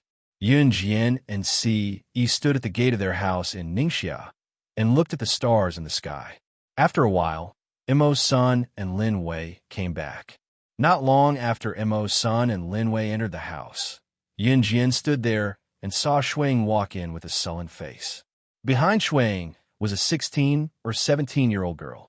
The girl was holding a cardboard box in her hands. She lowered her head and looked very shy. "You're still following me." Shuang touched his forehead and shouted somewhat impetuously, "Damn, I'm not going to care about this anymore." Shuang then entered the house. After entering the house, Shuang was reluctant to leave, so he hid behind the door and narrowed his eyes to look over. He saw the girl holding the cardboard box and looking at Yun Jian timidly. Yun Jian looked her up and down and then asked, "What's your name?" Yun Jian had seen this girl in the basement before. She was also abducted by Annie Hong. Chapter 12:37. As Si Luo spoke, she hugged the box tightly with her bony hands and lowered her head, looking a little scared. Yun Jian narrowed her eyes and stared at Si Luo again. She scanned Si Luo from head to toe and pursed her lips. "Aren't you going home?" As she spoke, Yun Jian's eyes flashed with a sharp light. She seemed to have a new idea. Si Luo didn't look up after hearing Yun Jian's words. She shrank back and shook her head. "I don't have a home anymore. Then are you willing to follow me?" Yun Jian quickly continued. Yun Jian's words made Si Luo look up immediately. Someone was willing to take her in? Is this real? Si Luo held the box and pushed it into her arms. Then, she stared at Yun Jian with her expressive eyes. Her voice trembled. "Can you take me in? Can you really take me in?" Si Luo looked like she couldn't believe that Yun Jian was really willing to take her in. Her eyes widened as if they could speak. Yun Jian nodded and narrowed her eyes. "Sure, but I have a condition." I agree. As long as you can feed me and let me live, I'll do anything." Si Luo almost knelt down in front of Yun Jian in gratitude. If one were to take a closer look, they could clearly see that Si Luo's clothes were in tatters and were extremely dirty. Her face was also covered in dirt, and she looked like a little beggar. If it wasn't for her doll-like face and her dirty clothes that couldn't hide her mini scent, she really did look like a refugee who escaped from a beggar's nest. Yun Jian only narrowed her eyes slightly when she saw Si Luo. Of course, she wouldn't take anyone in for no reason. Instead, wait. An abrupt male voice interrupted what Yun Jian was about to say. Yun Jian raised her brows. She looked at Si Yi, who was standing beside her and looking at her dotingly. She turned around and saw Shuang, who had been hiding behind the door, walking back. "Young madam, ahem." Shuang coughed when he realized that he had walked out rashly. Yun Jian narrowed her eyes, but Shuang continued. "Young madam, she followed me back." Yun Jian immediately understood what Shuang meant. "You want to take her in?" It was obvious that Yun Jian had taken a liking to Si Luo. Other things aside, Si Luo looked frail and weak, but Yun Jian could tell that she was a good seedling despite her frail appearance. Someone who could catch Yun Jian's eye naturally had their own strengths. Take Si Luo, for example. Yun Jian was sure that if she trained her personally, a good seedling like Si Luo would definitely become a high-ranking member of the Kosha mercenaries. She might even surpass Snake Lizard in time. But Shui Ying's sudden appearance was, "Yes, young madam." Shui Ying didn't hesitate at all. "All right." Yun Jian didn't force him. After agreeing, Yun Jian turned to look at Si Luo. She narrowed her eyes and said to Si Luo, "If you feel that it's not good to follow him, You're welcome to look for me anytime. Yunjian winked at Si Luo. It was rare for her to be so cold and arrogant. Si Luo hugged the cardboard box and shrank back, but she nodded fervently. Chapter 1238. When Yunjian saw Shui Ying beckoning to Si Luo was obviously afraid of him. Or perhaps, Si Luo was afraid of the long scar on Shui Ying's neck. In spite of it, Si Luo mustered his courage and went to Shui Ying with the cardboard box. Watching Si Luo and Shui Ying enter Ningxia house, Yunjian could not help smiling. What an interesting girl. No matter how interesting she is, she's not as attractive to me as my Xiao Jian. He looked at Yunjian with squinted eyes, his hand gripping Yunjian's hand tightly. His words made Yunjian blush again. She patted Si's playful palm lightly and turned to enter Ningxia house. Si Luo's arrival was a nuisance to Ningxia Mama, as she had to prepare another room for Si Luo. It was fortunate that Ningxia house was not short of rooms. Si Luo had been standing in Ningxia house with his precious cardboard box, but when he saw that Ningxia Mama was preparing a room for him, he walked out with the cardboard box. Thank you. Don't trouble yourself. I can sleep at the bridge nearby for the night. Si Luo was about to leave the house with the cardboard box as he spoke. Yunjian raised a brow at the sight. A certain nerve in the bottom of his heart was fiercely touched. In her past life, Yunjian was abducted when she was young. She was abducted when she was 5. She was supposed to be a 5-year-old child who lay in her parents' arms and did not have to think about anything. However, Yunjian only remembered that her parents in her past life had lost her when she was 5. Before she was abducted and joined in Hun group, Yunjian had been a beggar for a period of time after she was separated from her parents. It was not an exaggeration to call her a beggar. Everyone had a past that was not glamorous. Everyone had grown up from nothing. She was only 5 years old then and had lost her parents' protection. Yunjian went out to beg in the day and slept at the bridge or even the dog hole at night.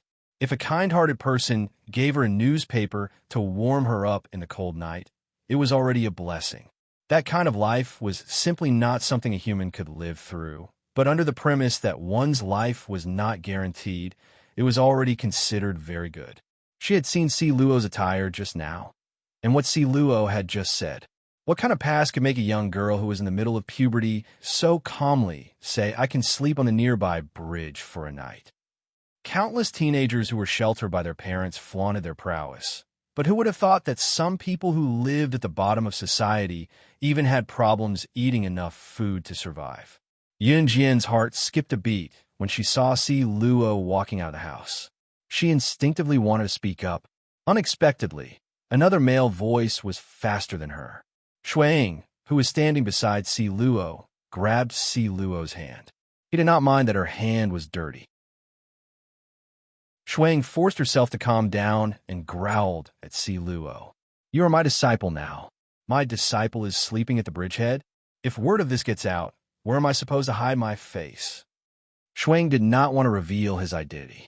He grabbed Si Luo and shouted at him, not minding that Si Luo's hand was dirty. Mo Sun and Lin Wei had already gone to sleep. If the two of them were standing there, they would definitely be shocked by Shui Ying's words. Shui Ying was the infamous Shameless King internationally. He represented an Hun group in all kinds of activities. Since when did he care about his face? He was even rumored to be the most shameless person in the world. And today, he even emphasized that where was he supposed to hide his face? Don't make me laugh. Chapter 1239. Si Luo's hand was held by Shui Ying. She looked up at Shui Ying from a close distance, but when she saw the long scar on Shui Ying's neck, she shrank back and lowered her head. She was afraid. This was normal. The scar on Shui Ying's neck was very deep, and it was because of this deep scar that Shui Ying's looks were greatly reduced. In terms of appearance, Shui Ying was the most handsome among the 4 leaders. Of course, even so, Shui Ying was the most handsome among the 4 leaders, but because of this scar, many beauties dared not get close to him. You don't have to stay at the bridge. From today onwards, you won't have to live the same life as before. Yunjian's voice was heard in the next breath. As soon as Yunjian's voice was heard, Si Luo looked up at Yunjian gratefully. Don't look at me like that. I'm only helping you because there's something to gain. Yunjian did not say the last part of her sentence. Yunjian, was not a good person. If there was nothing to gain, to be honest, she would not help Si Luo even if he knelt down in front of her. Don't blame her for being ruthless.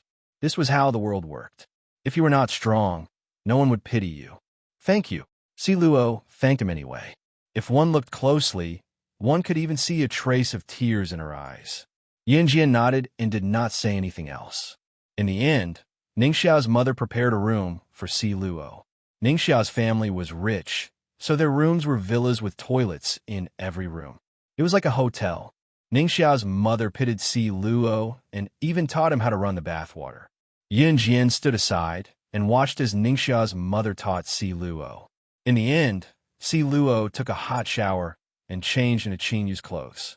Si Luo and Qinyu were about the same height, but Si Luo was skinnier than Qinyu. He was so skinny that only his bones were left. Although Qinyu's clothes were a little too big for Si Luo, it was just right. When they were done, Xue Ying and the rest had already gone to bed. The next day, Yunjian woke up early in the morning as she planned to board a large cruise ship from Ning City's harbor to the boat island. When Yunjian woke up, Qinyu and Si Luo were already up. When Yunjian came downstairs, she saw Qinyu and Si Luo chatting together. They seemed to be getting along well. Si Luo had washed her dusty body yesterday and changed into Qinyu's clothes. Her beggar-like appearance had completely disappeared. Even Yunjian couldn't help but take a few more glances at Si Luo. After washing up, the faint mint scent on Si Luo's body became even stronger. Her doll-like face was naturally beautiful. Even Ningxia's mother couldn't help praising her. What a delicate little girl. In the morning, Ningxia's mother, Qin Yiru, and Mrs. Yang made breakfast together. When Xue Ying and the other two came down, Xue Ying and the other two were so shocked by Si Luo's current appearance that they stopped in their tracks. Xue Ying, in particular, did not expect Si Luo to be so pretty after changing into a white dress. He was unfazed. No matter how pretty a girl was, she could not beat his Xiao Jian. He was not even in the mood to look at Si Luo. He went straight to Yunjian and held her hand. Wow, what a pretty Jiejia. When Xiao Yunju, Duan Li, and Duan Yu came down from upstairs, Xiao Yunju yelped when he saw Si Luo and wanted to run to her. At the same time, Xiao Yunju opened his arms wide like he was asking for a hug. Hello, Jiejia. Xiao Yunju was halfway there when he saw his elder sister, Yunjian, standing not too far away. Xiao Yunju suddenly felt like he was lifted up. Chapter 1240. Little brat, have you eaten breakfast? Xue Ying lifted Xiao Yunju up in front of Yunjian as if his life depended on it. Then, when he saw Xiao Yunju looking up at him, he spoke in a muffled voice. Xiao Yunju shook his small body, but realized that Xue Ying had a death grip on him. Xiao Yunju pouted and looked at Si unwillingly. Then he complained to Si, Big brother Si, Big brother Wang Er is bullying me. He won't let me down. I'm in pain. Big sister will be sad if she sees this. Xiao Yunju knew how to talk. He knew that Si cared about Yunjian, so he purposely said this. The meaning of this sentence aside, just the mention of Big Brother Wang Er was enough to make Xue Ying's eyes darken.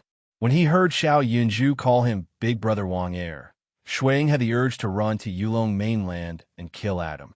That rascal had given him the image of Big Brother Wang Er in front of Xiao Yunju. Even now, Xiao Yunju refused to change the way he addressed him. Sensing Si Yi's murderous glare, Xue Ying quickly let go of Xiao Yunju's hand. Xiao Yunju, who was let go, did not run to Si Luo. Instead, he ran back and reached out to hold Duan Li's hand. Little chestnut, we can go to the beach later. Yay, yay, yay. Yunjian, who stood not too far away, merely smiled at the sight without losing her composure. Xue Ying, Mo's son, and Lin Wei did not plan to go to the beach. They had already gone to the beach, especially Hawaii. They did not want to go there anymore. Si Luo also said that he did not want to go to the beach. To Si Luo, her previous life was worse than the lowest class of society. Now that she was suddenly asked to go on a holiday, how could she accept it? Before setting off, Yun Jian stood at the entrance. She glanced sideways into the house and saw Shui Ying standing not far away. Emo-san said to Shui Ying in a rare, teasing tone, "Didn't you say you were going to the beach?" It was rare for Emo-san to tease someone. With this tease, Shui Ying was ridiculed to the point of not being able to reply. Finally, Shui Ying replied, "I don't want to go at the last minute." "Isn't that normal?" Shui Ying's words made Emo-san smile. "It's very normal." Even Lin Wei put on a fake smile and said these 3 words. Ning City Cruise Pier. Ningxiao's mother knew the people who worked at the cruise terminal, so she bought some better tickets for Yun Jian and the others through the back door. Ningxiao's mother did not come with them, but she got Ningxia to accompany Yun Jian and the rest to Zhou Island. Mrs. Yang's family was the only one who came along, followed by Qin Yiru, Inge Junjian, Yun Yi, Qin Yu, Xiao Yunju, and lastly, Yun Jian and Si. There was a lot of traffic when they boarded the ship. There was a queue to be checked before boarding the ship. Zhou Island was no doubt a tourist destination, so there were a lot of people. It took more than an hour to queue up and board the ship. There were a lot of people in the queue. Si took advantage of his height to hug Yun Jian the whole time, protecting Yun Jian in his arms. He did not let the people around them step on her or touch her body because of the crowd. When they boarded the ship, their seats were fixed. They used their tickets to secure their seats. At least, this was the case on the cruise. Yun Jian and Si found their seats and sat down. When Qin Yiru and Ge Junjian found their tickets, they happened to see a couple sitting there. When Qin Yiru saw this, she glanced at Ge Junjian, then went up to them and said politely, "Hello, may I know if you're sitting in the wrong seat? Our seats are here." Chapter 1241. A Western-looking woman in her mid-20s who was dressed skimpily with her shoulders exposed was holding the arm of a man with a crew cut who looked like a ruffian. The man, who looked about the same age, was sitting on the seats that should have belonged to Qin Yiru and Ge Junjian. This very revealing woman was the one who yelled at Qin Yiru. Let's not talk about the woman's tone to Qin Yiru. Let's talk about the last sentence she said to Qin Yiru. "We'll be at Zhou Island soon anyway." It would take at least 45 minutes to get to Zhou Island from the pier in Ning City. This was under the condition that there was no obstruction. Zhou Island was an island in the middle of the ocean. In other words, it was a floating piece of land in the ocean. It was a small island. Zhou Island was located on a small island and was surrounded by the ocean. Moreover, Zhou Island was surrounded by the ocean. People who came here for tourism could understand the true meaning of the ocean. However, from Ning City to Zhou Island, there was a large ship carrying hundreds of people. It would take at least 45 minutes to sail slowly from Ning City to Zhou Island. If there was an unexpected situation on the way, it would take at least an hour to sail.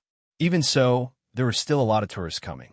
As a result, there were not enough ships sailing between Ning City's pier and Zhou Island. Therefore, there was a situation where people sat according to their seats. Some people could not get a seat and could only stand all the way. Ningxiao Mama had friends at Ning City's pier, so it was not surprising that she could get a seat. Obviously, these 2 young people did not get a seat, so they shamelessly occupied Qin Yiru and Ge Yunjian's seats. This woman's words made Qin Yiru frown. Although Qin Yiru did not like to look for trouble, she was not the kind of person who would be led by the nose by others and not dare to say half a word. Therefore, when Qin Yiru heard this woman's words, she refuted on the spot. "This beautiful woman, this seat was reserved when we bought the ticket, so please make way." Qin Yiru also raised her voice. After all, to Qin Yiru, she was weak, but when something that should have belonged to her was taken away by someone else, and the other party had no kinship with her, she would still ask for it back. "I say, old woman, are you crazy? Will we die if we sit on this seat?" The woman was still aggressive. The most infuriating thing was that as soon as the woman's aggressive words fell, the man sitting next to the woman peeled a grape and personally fed it to the woman. The man glared at Qin Yiru and then comforted the woman. Honey, don't mind them. I think this woman is going through menopause. You guys. Qin Yiru listened as the couple in front of her became more and more ridiculous. As long as she was a human, she would definitely get angry. Ge Junjian just held Qin Yiru's hand and wanted to reason with them, but a beautiful hand held Qin Yiru down first. Yunjian took 2 steps towards them and held Qin Yiru's hand. Then she said to Ge Junjian, Dad, bring Mom to our seat first. Yunjian had already changed her way of addressing Ge Junjian as Dad. When Ge Junjian heard Yunjian's words, he decisively pulled Qin Yiru's hand and walked towards Yunjian and Siyi's seat. At this moment, Yunjian crossed her arms in front of her chest and looked at the young couple. She didn't say anything. She just stared at the young couple with her eyes. The young couple originally acted as if nothing had happened and they were minding their own business. However, after being stared at by Yunjian for a long time, the woman began to panic and scold Yunjian. Are you crazy? What are you looking at? Just as the woman said this, Yunjian suddenly strode forward. Under the shocked gazes of the surrounding passengers, she suddenly reached out and grabbed the woman's hair. Before the woman could react, she dragged her hair down from her seat and threw her far away. The woman was not prepared at all and was directly smashed to the ground, rolling a circle on the ground. However, Yunjian suddenly clapped her hands and stepped on the woman's seat. Then she said to the man,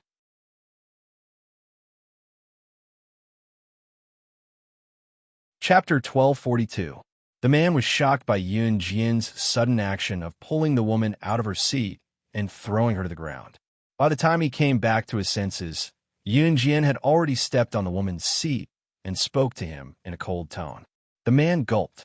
He didn't immediately stand up and give up his seat, nor did he immediately help his girlfriend who was thrown to the ground by Yunjian.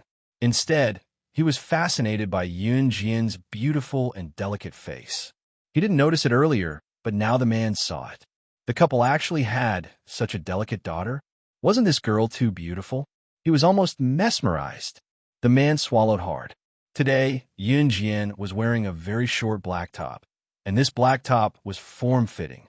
It wrapped around Yunjian's full upper body incisively and vividly. The neckline was a little low, and Yunjian's breasts were very full. At this moment, they were wrapped in a tight shirt, coupled with her slender waist and beautiful appearance. As long as it was a man, he would be attracted to her. The man didn't care about his girlfriend at all. He was completely attracted to Yunjian, and he couldn't even speak at this moment.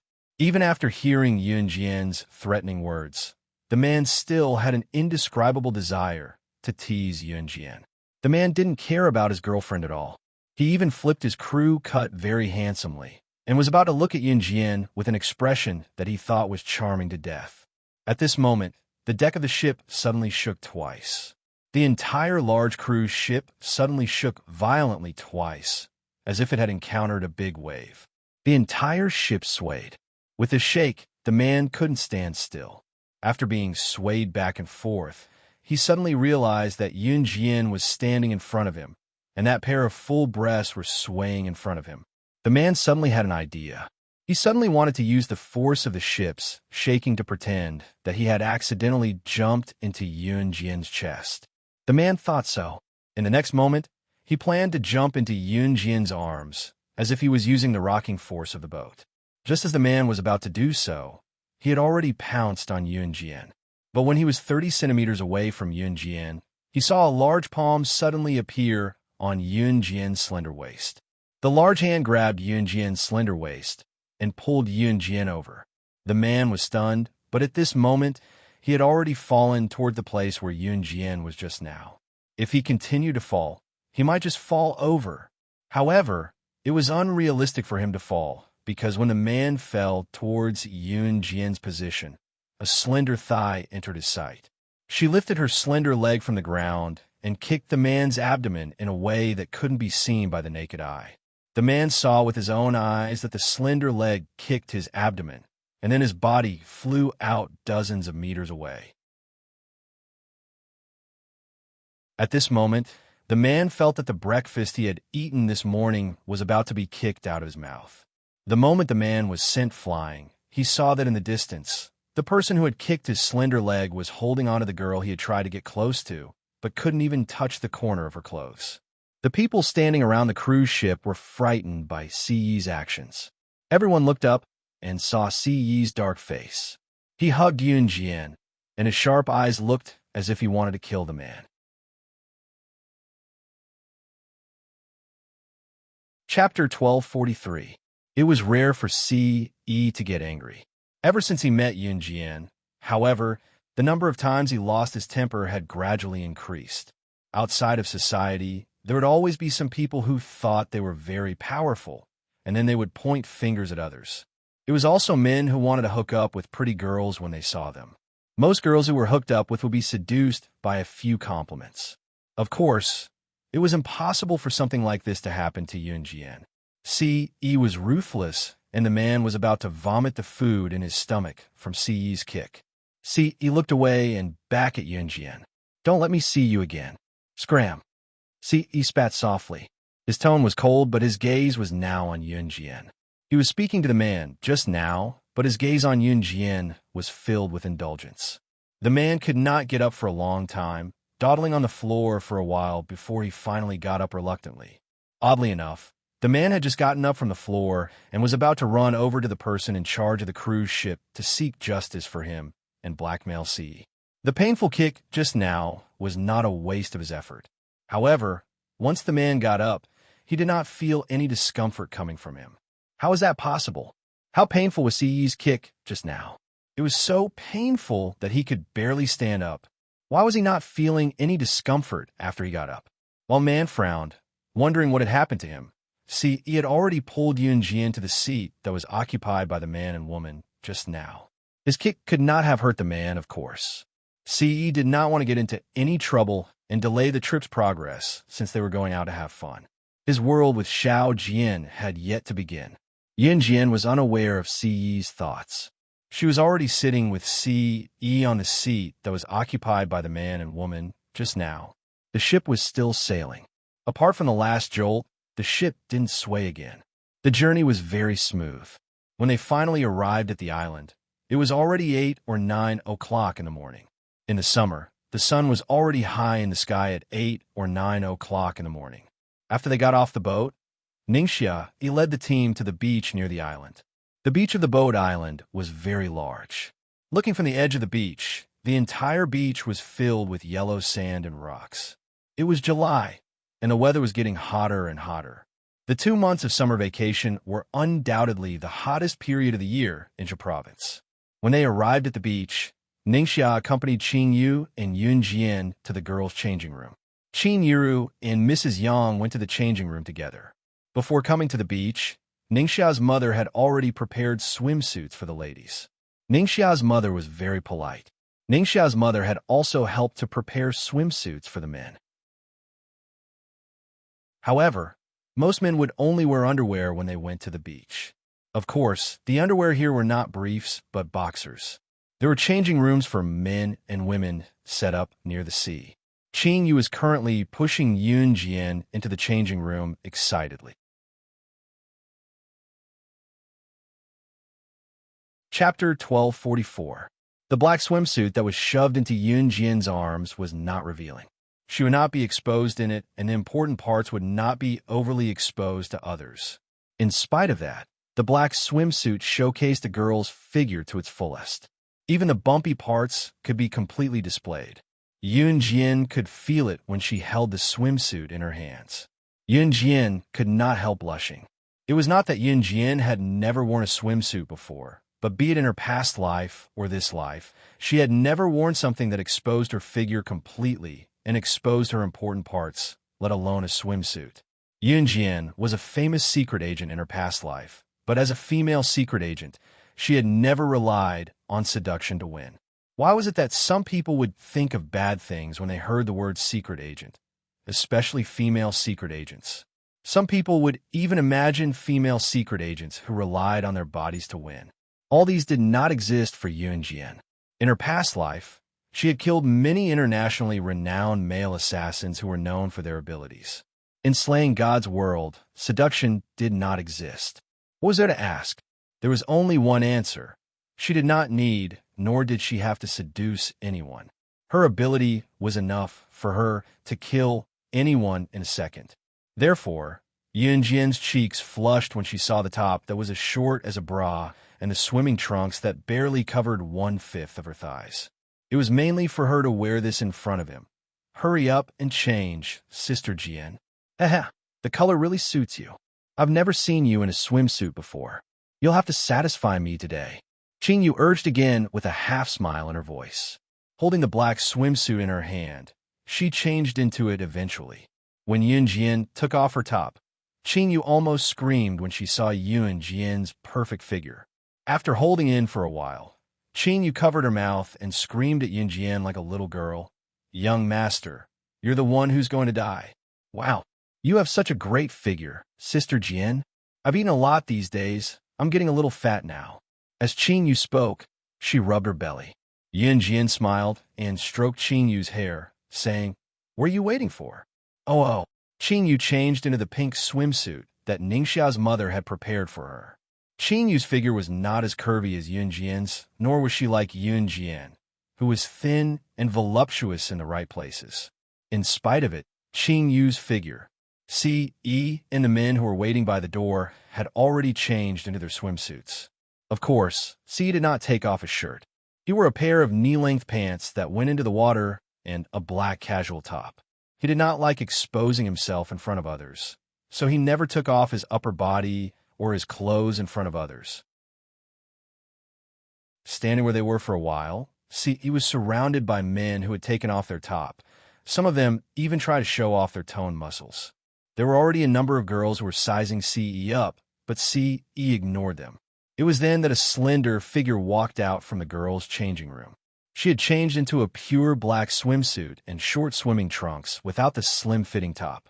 A pair of fair, flawless, straight, and beautiful thighs were the first to appear before everyone. C.E. tensed up the moment he saw the pair of fair legs. Chapter 1245. Yun Jian's figure was tall and slender. The moment she stepped out, the men around her studied her from head to toe. Yun Jian's swimsuit would not be exposed at all, but it was similar to tights. It gave people endless room for imagination and at the same time showcased her figure to the fullest. Sister Jian is so pretty. Qing Yu stepped out as well. She had changed into a pink swimsuit that was brighter and more revealing than Yun Jian's. In spite of it, pink looked more girly. Qing Yu called out from behind Yun Jian. It was a family meeting up with a friend's family to go on a trip together. To put it bluntly, they were out to relax, so there was no need to be so restrained. Yun Jian, who was looking into CE's eyes, lifted her head slightly before lowering it again.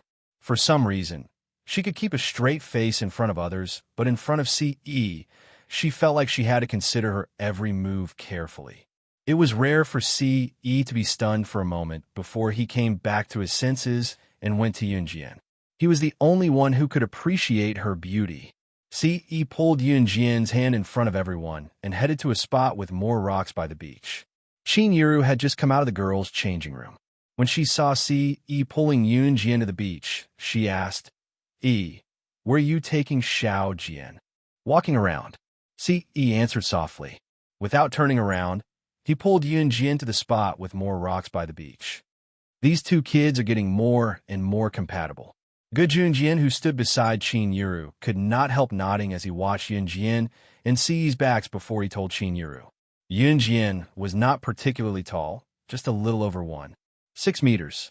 In spite of it, Yun Jian's height, coupled with her pretty face and body proportions, were just right. CE was 85 meters tall. Standing beside CE, Yun Jian felt like a little bird leaning on him. Yun Jian's head could only reach above CE's shoulder. In spite of it, the two of them gave the feeling that they were meant to be together. They were a perfect match. CE had already pulled Yun Jian far away. Qing Yu and the others who stood where they were did not follow them. Children were grown up. Just like little birds, they should have their own sky. Chinyiru was very gratified. On the other side, see, he had already brought Yunjian to a spot with more rocks by the beach. See, he had just pulled Yunjian over when he took off his jacket and personally put on Yunjian. You're wearing so little. Your stomach is showing. Be careful not to catch a cold. See, he said as he put his jacket on Yunjian. He even buttoned up the jacket that he had put on for Yunjian. Yunjian was speechless. The temperature was at least 37 degrees Celsius. If it was noon and the sun was shining brightly, the temperature would soar to 40 degrees Celsius. In such a hot weather, some people would even want to take off their clothes to cool off. However, what did Ce say? He said, "Be careful not to catch a cold." The meaning of his words was too obvious. Just as Ce buttoned up the men's jacket that Yunjian was wearing with his long fingers, a middle-aged man among the many small yachts docked not far away from the rocky shore suddenly came over to them and said, "I'm sorry, but I'm sorry."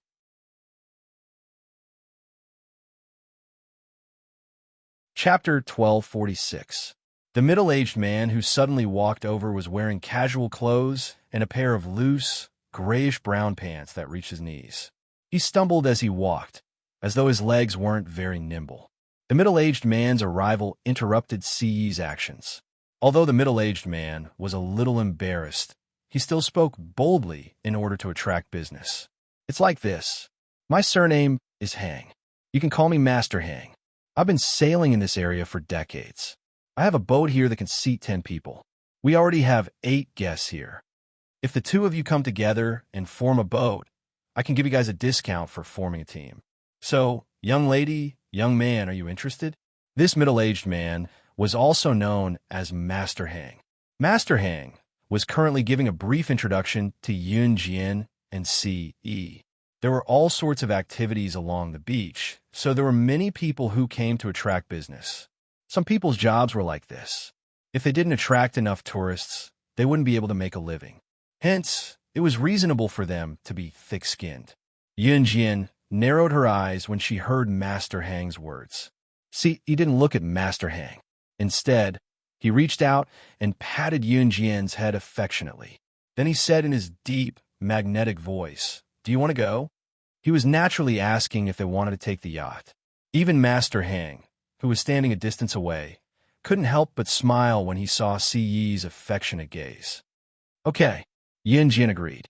At the same time, she reached out to pull Ce up and put on the jacket that was used to cover her swimsuit. 2 people. When Ce saw this, he reached out and pulled Yunjian's small hand over to Master Hang with a smile. "Okay." Master Hang's words carried a strong local accent, but his words could still be heard clearly. As Master Hang spoke, he held a life jacket in his hand.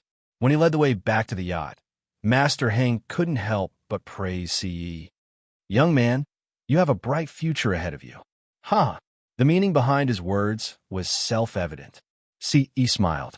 He held Yunjian's small hand and followed behind them. Master Hang brought Ce and Yunjian to the yacht. There were a few people who were about the same age as Yunjian and Ce. When they saw Yunjian and Ce, they greeted them. They were about the same age as Yunjian and Ce. These young people looked quite friendly. It was no wonder. After all, Ce and Yunjian had joined them. Since there were more peoples, of course. Of course. Of course. Of course, of course. "My name is Lin Huai. Nice to meet you." A girl greeted Yunjian and Ce in a friendly manner. Yunjian nodded. Ce didn't reply. Seeing this, the group of people who had teamed up with Yunjian and Ce didn't get angry. The group of people was very friendly. After all, not everyone would show their emotions on their faces. Put on your life jackets first. Master Hang brought over 10 orange life jackets and handed them to everyone. Although there weren't any people of the same age as Yunjian and Ce who were hostile to each other, they would compare themselves to each other. However, when people of the same age went out with people of the same age, they always liked to compare who was better. They even liked to say something professional to show that they were knowledgeable. "How do we put on the life jackets?" a girl asked. She couldn't put on the life jackets after a long time.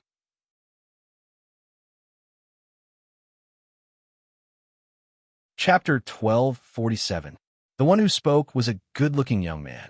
As he spoke, he lowered his head and fastened his life jacket. While fastening the life jacket, the young man couldn't stop bragging. Back then, my uncle was a famous yachting expert. He even participated in some yachting competition. He even won the first prize.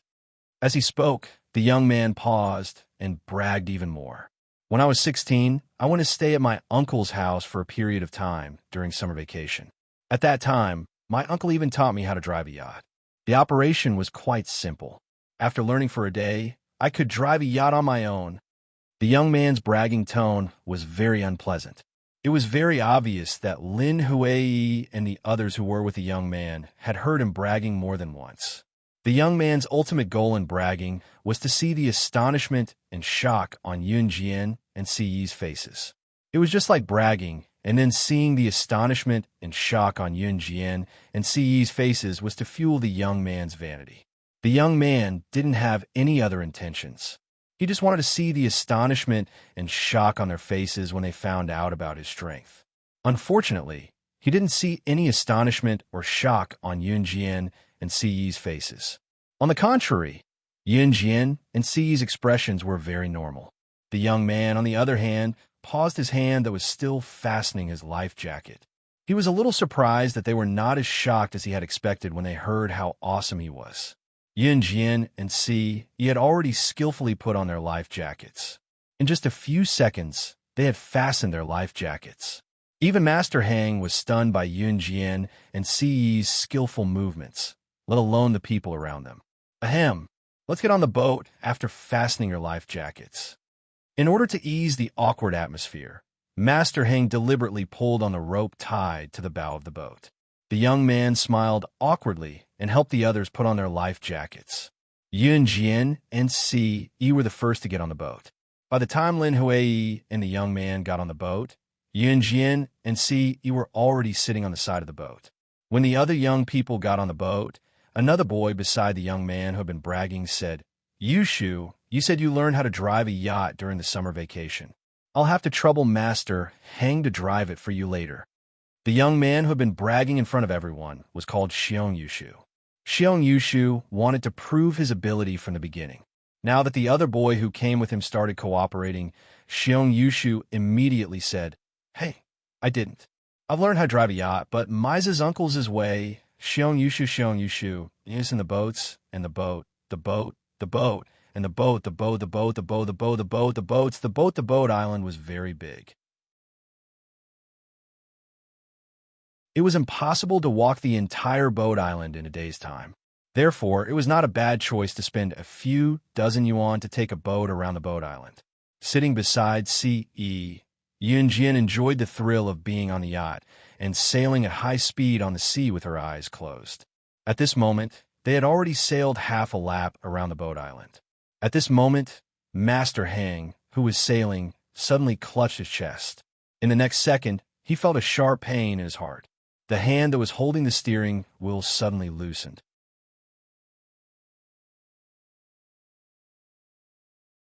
Chapter 1248. Lin Huai was the first to notice that Master Hang had fainted. Originally, Yun Jian and Si Yi were on their backs while the others were on their backs. After Master Hang fell to the ground, Lin Huai immediately screamed when she noticed. Yun Jian and Si Yi had already noticed when Master Hang fell to the ground. As for the others, they also reacted after Lin Huai screamed. What happened to Master Hang? Why did he faint? That was the first thought that appeared in everyone's mind. Because this happened so suddenly, no one had time to react, so everyone was dumbfounded. Yacht. Who knows how to drive a yacht? Hurry up and send him to the beach. Well, Master Hang, one of the boys, started shouting in panic. After all, they were already halfway around the island, and it would take at least 10 to 20 minutes to get back. Master Hang had suddenly fainted, and no one present knew what had happened.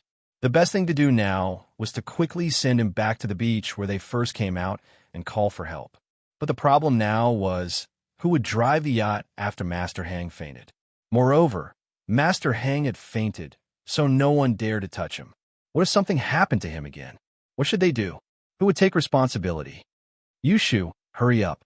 Didn't you learn how to drive a yacht from your uncle during the summer vacation?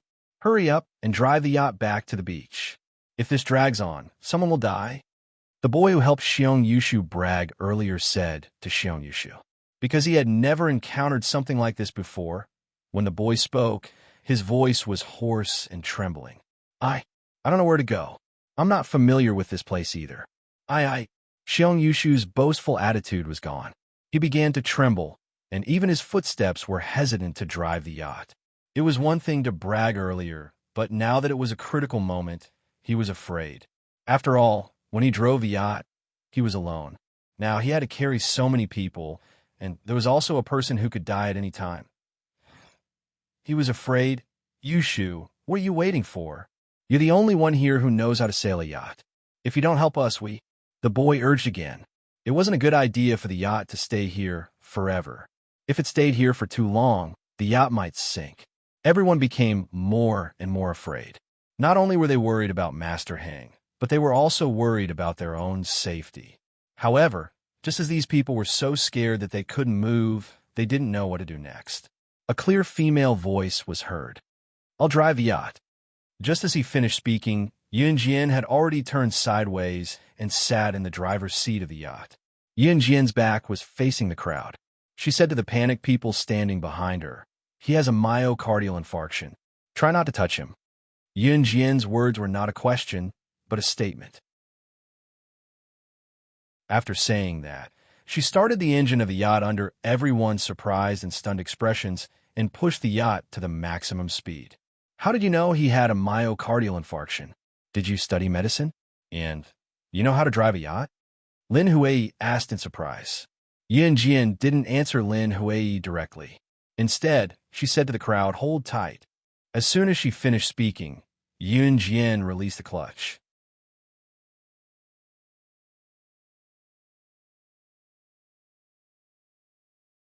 Chapter 1249. Only the sound of wind blowing could be heard from the side of their ears. Everyone grasped the handle tightly, and they were all dumbfounded. Yunjian's yacht was sailing at an extremely fast speed. Just the speed alone was enough to make everyone turn pale. If someone didn't hold on to the railing tightly, they would probably have been blown off by the wind. Her speed was simply unbelievably fast. Oh my God, this isn't something a newbie can operate. Even my uncle's speedboat isn't as fast as she is today. My uncle has been sailing a yacht for almost 20 years. Xiong Yushu was scared half to death. He quickly grabbed onto the railing tightly and spoke in a terrified tone.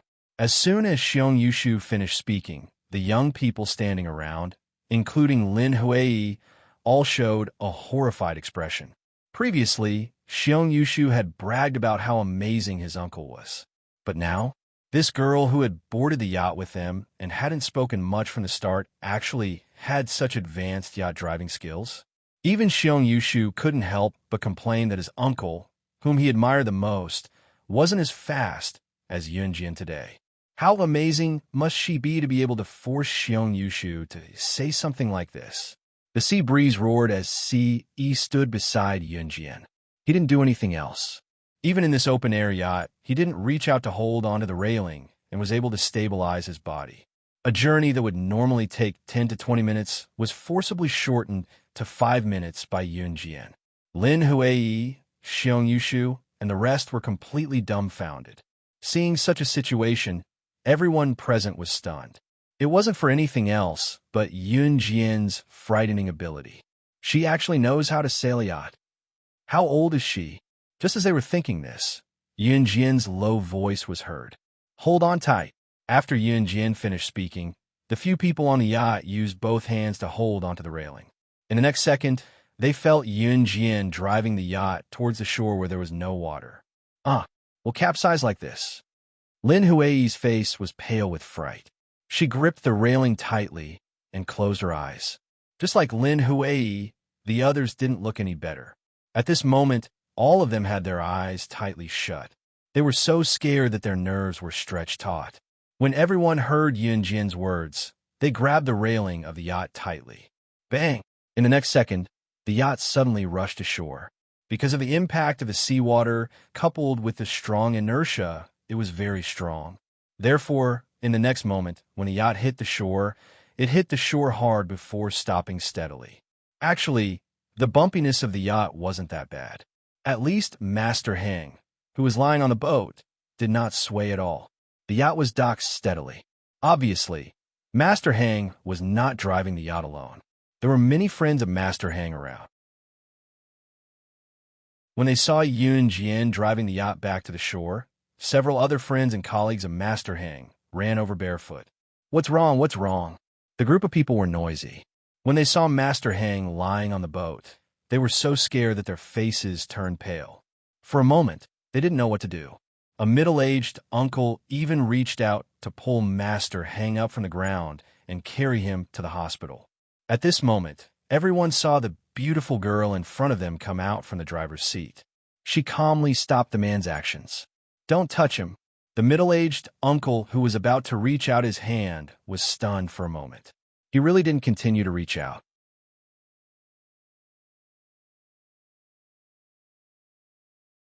Chapter 1250. The person who walked over did not care about anything else at all. He came over and criticized Yun Jian. He even looked unhurried. It did not look like he was doing it for Master Hang's sake. Instead, he looked like he was gloating. Moreover, this person walked over and looked at Yun Jian slowly. He looked like he could not wait to see something happen to Master Hang. Moreover, when he spoke to Yun Jian, this person's tone was very bad. However, this person deliberately said that it was for Master Hang's sake, causing the surrounding people to really think that Yun Jian was deliberately trying to harm Master Hang. Hence, the surrounding people started to criticize Yun Jian. "Young lady, what's wrong with you? Are you hoping that something happens to our Master Hang?" "That's right.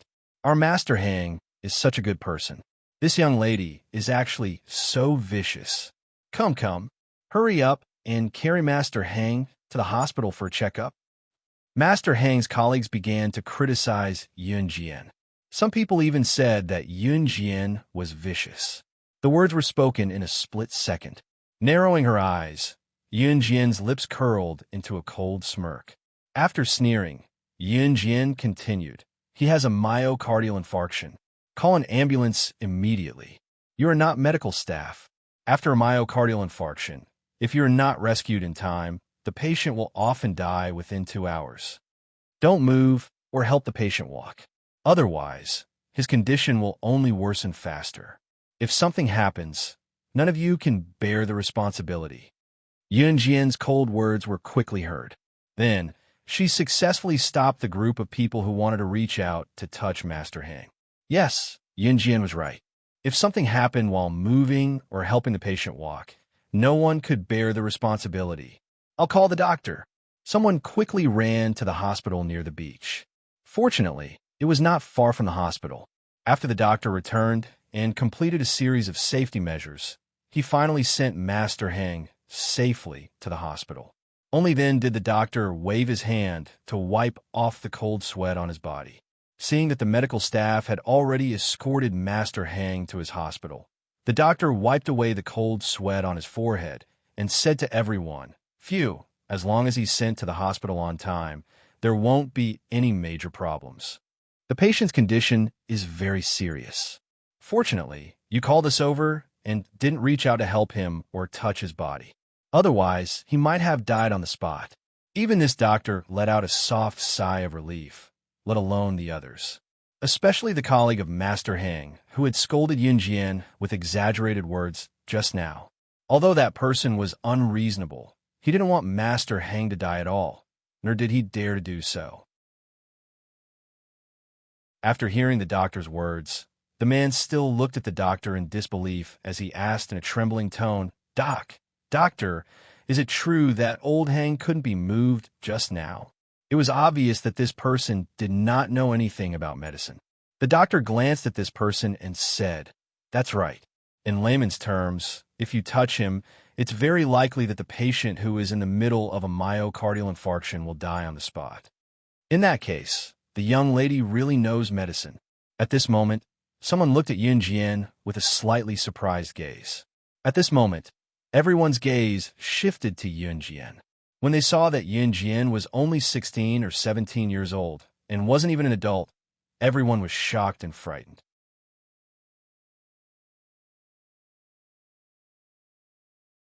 Chapter 12:51. Everyone was scared out of their wits. That was a human life. If it wasn't for Yun Jian, perhaps Master Hang would have already, at the thought of this, everyone shuddered violently. Without a doubt, what happened just now had a huge impact on everyone present. Even this group of old masters were scared half to death, not to mention Lin Huai, Xiong Yushu, and the other youngsters. At this moment, the group of youngsters led by Lin Huai were all in a daze. Their expressions were no different from being petrified. Their entire bodies were frozen on the spot, unable to move. "Young lady, it's all thanks to you just now." When the doctor found out that it was Yun Jian who stopped the masters from attacking Master Hang, saving him from the ordeal, he thanked Yun Jian on Master Hang's behalf. "You don't have to thank me. It's just a small matter," Yun Jian said calmly. After that, she turned around and left with Ce. "Hey, can the two of you wait?" Xiong Yushu only caught up after Yun Jian and Ce had walked quite a distance away.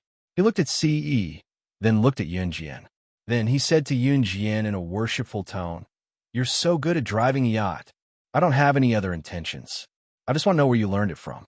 Where did you learn to drive a yacht so well?" Whether it was Master Hang, Xiong Yushu, or Lin Huai, they were all just passers-by on a journey. Everyone had their own living space and world. As long as they returned to their own living space or world, they would never meet these passers-by again. If they were fated to meet a passerby on a journey, it wasn't impossible for them to help them. Yun Jian pursed her lips and smiled. Ce could feel that Xiong Yushu wasn't interested in Yun Jian. He only wanted to ask about Yun Jian's strength. Therefore, other than telling Yun Jian and Xiong Yushu not to get too close, he didn't stop them and just stood quietly at the side. However, he saw Yun Jian curl her lips slightly and smile at Xiong Yushu. After a 2-second pause, Yun Jian spoke faintly and said in a joking tone, "Self-taught, self-taught." After that, Yun Jian reached out and took Ce's hand. Then, she pulled Ce towards where Qin Yuru and the others were. Xiong Yushu stood where he was, watching Yun Jian's receding figure in a daze for a few seconds. After a while, Xiong Yushu said, "Isn't she a genius? This time, Xiong Yushu really." His uncle had been learning how to sail for 20 years, but he still couldn't beat a teenage girl. Of course. At that moment, Xiong Yushu of Yun Jian of his mind. That was the worship of the strong. Yun Jian dragged Ce's hand back to the shallow sea area where Qin Yuru and Jun Jian were. The shallow sea area by the sea was a sacred place for children to play. Because the sea was shallow, even if the children went into the water, the adults would watch from the side and not let the children fall into the water. It could be said that it was a safe and fun place. Yun Jian, who was dragging Ce's hand, walked back to the beach like a teenage girl.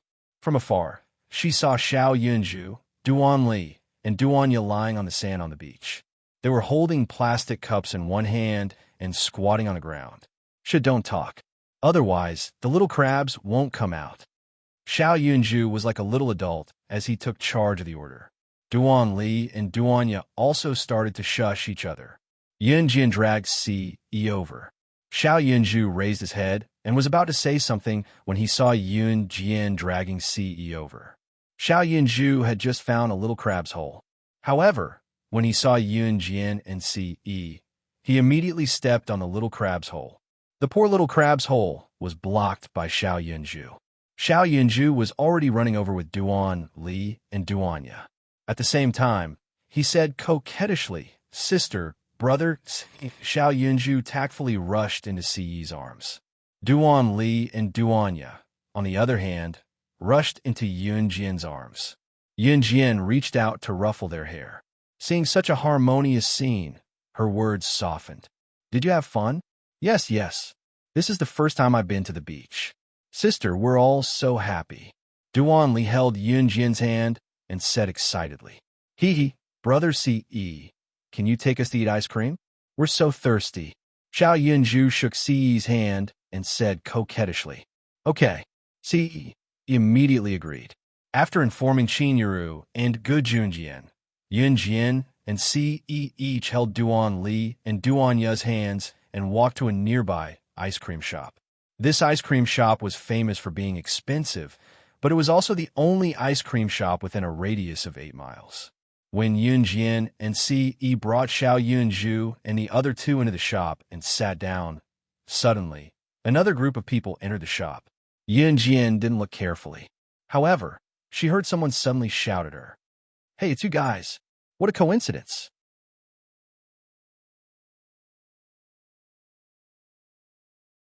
Chapter 1252. Lin Huai, Xiong Yushu, and the others didn't expect to meet Yun Jian and Si again at the ice cream shop. Lin Huai, Xiong Yushu, and the others were shocked by Yun Jian's superb yachting skills and her proficient medical knowledge. Now, they even treated Yun Jian as their idol.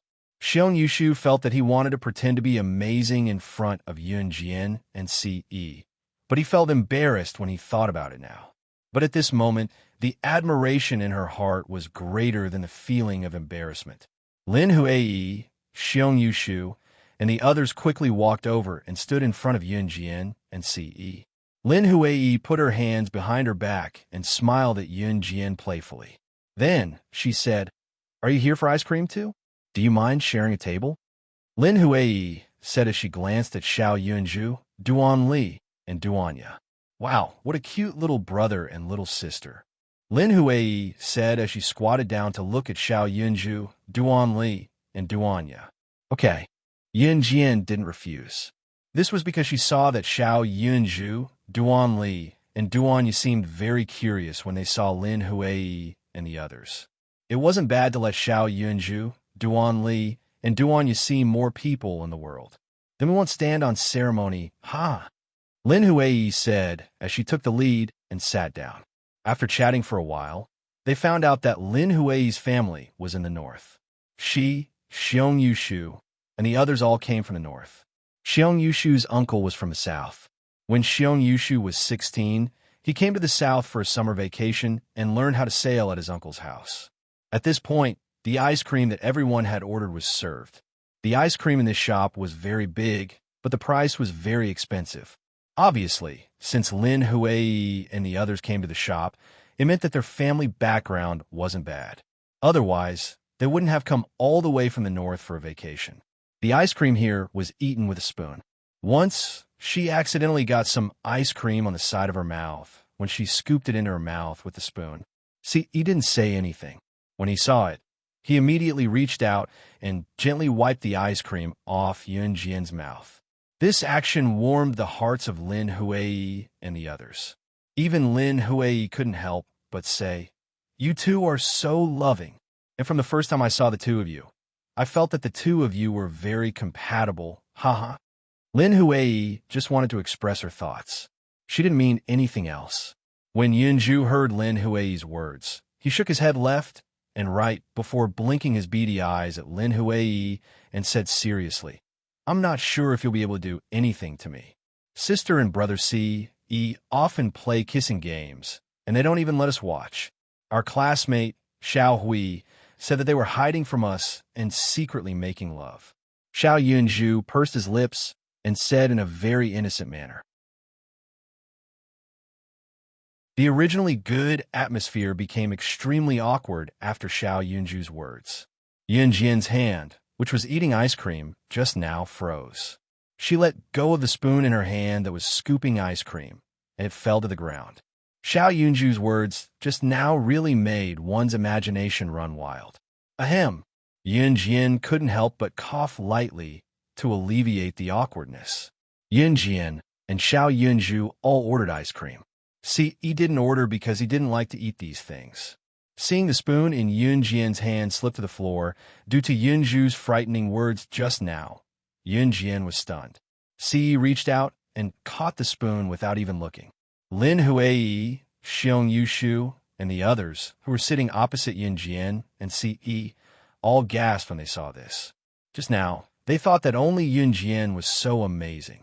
In the end, this man didn't even look and directly caught the spoon that Yun Jian accidentally dropped. Just as everyone was stunned, they saw Si use Yun Jian's spoon to scoop up a mouthful of ice cream and swallow it. With a smirk, he looked at Yun Jian from the side and uttered something that was even more misleading with a doting gaze. This ice cream is very sweet and delicious.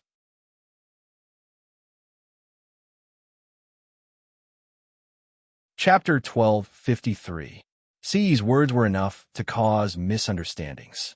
Yun Jian blushed slightly when she heard Si Yi's words. Lin Huiyi, Xiong Yushu, and the others were also stunned. When they came back to their senses, their expressions changed slightly. However, most of them were a little embarrassed. At that moment, everyone felt that Si Yi's words were really embarrassing and full of possessiveness.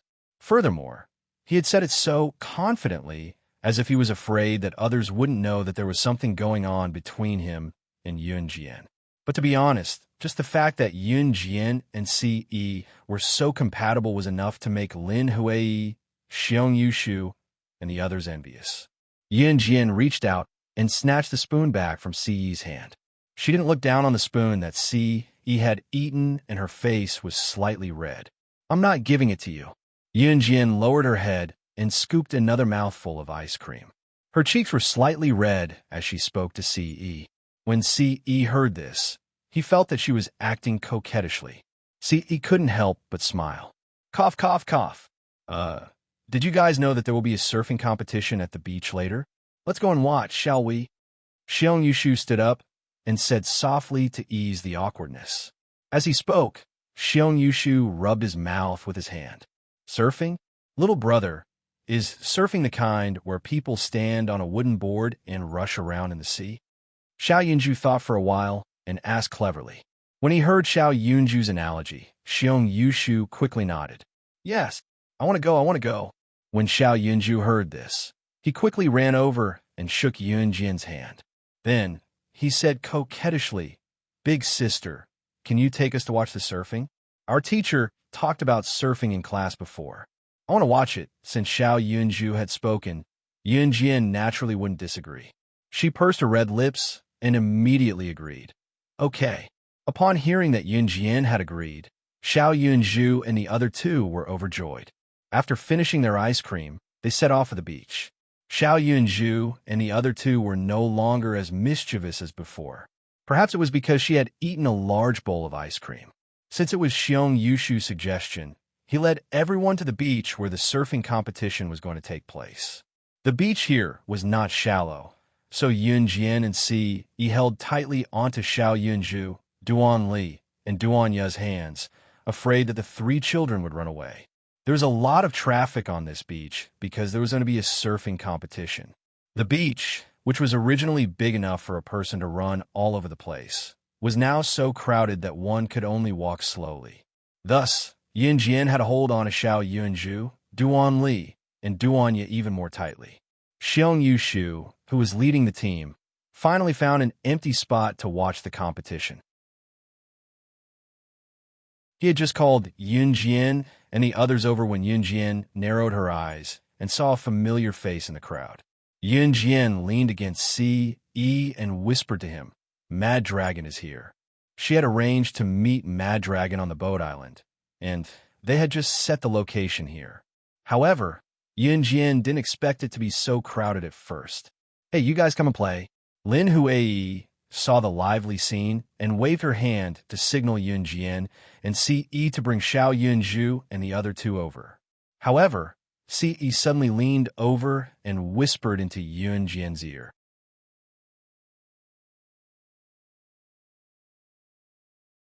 Chapter 1254. Si Yi did not know if Lin Huiyi had turned around, nor did he want to know. He did not want to know about other people's affairs. He only cared about his Xiao Jian. Si Yi lowered his head and pressed his lips softly to Yun Jian's earlobe, ignoring the curious gazes of the people around them. He spoke softly, speaking words that no one around them could hear. Everyone thought that Si Yi was saying something flirtatious to Yun Jian. In fact, Si Yi had only whispered to Yun Jian, Xiao Jian, do you want Mad Dragon to join the kosher mercenaries? It sounded like a question, but Si Yi had basically confirmed Yun Jian's plan. As expected, Yunjian nodded softly after hearing Siyi's question.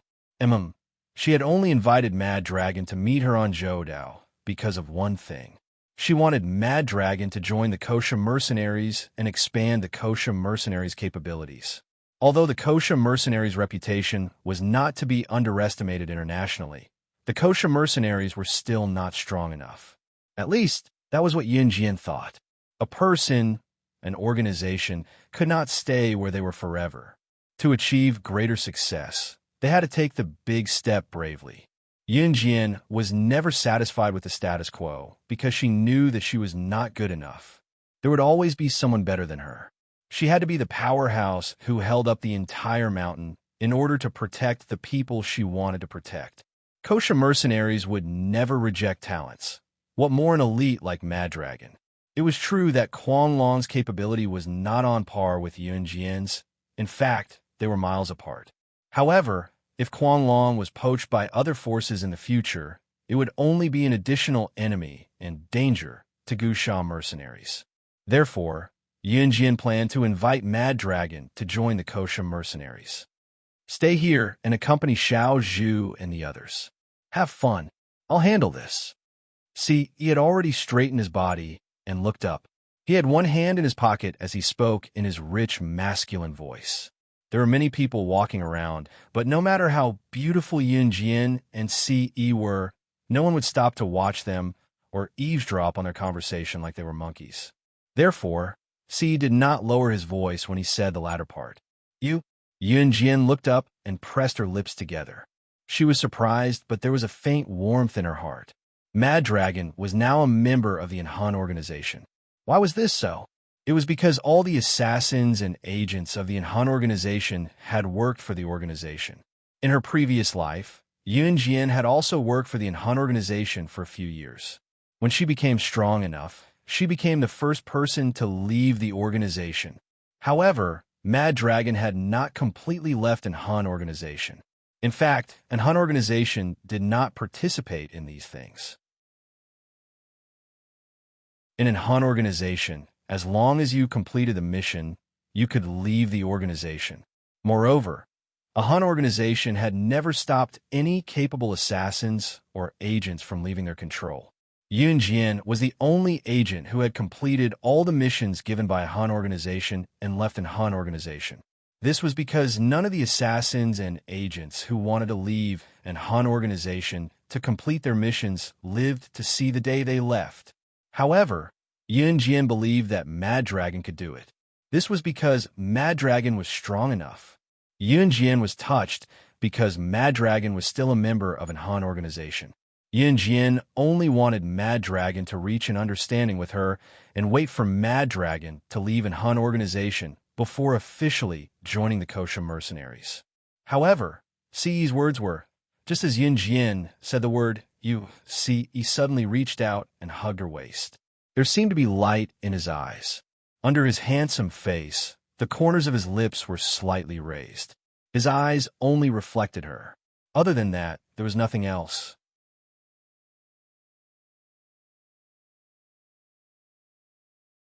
Chapter 1255. He could give up everything, even in Han group. He only wanted her. He had never thought that he would meet a woman who he could give up his life for, a woman he wanted to hold in his arms and make her belong to him alone. Ce hated women to the core, to the point where he shuddered at the mere sight of them. He thought that he was destined to be alone and had never yearned for love, much less yearned for it.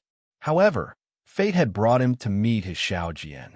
Once he loved someone, it was for life. It was impossible for him to let go. She was his woman, so he naturally had to hold her in the palm of his hand.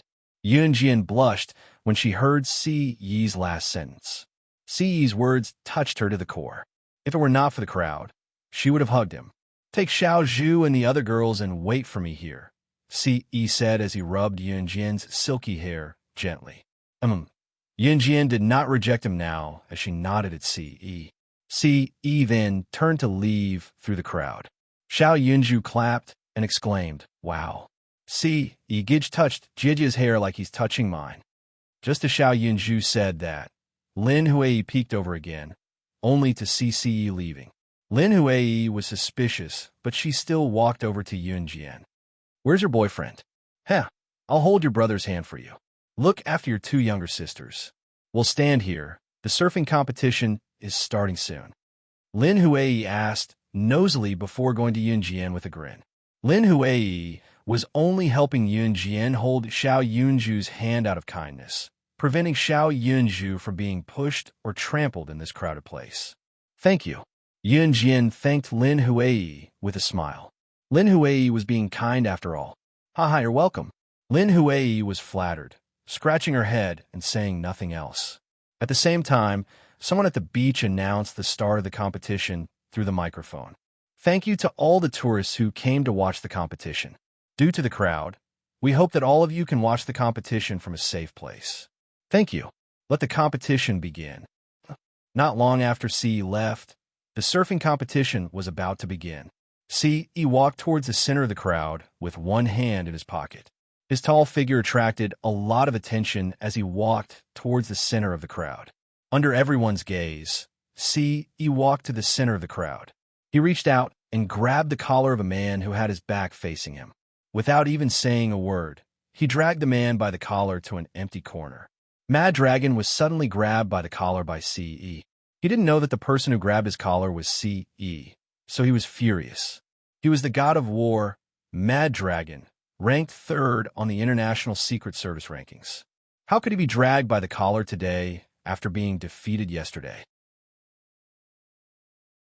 Mad Dragon tried to break free, but he realized that his strength, which was enough to intimidate countless international masters, was useless in front of the person who grabbed him by the collar. CE dragged Mad Dragon to an empty beach before he threw Mad Dragon to the ground.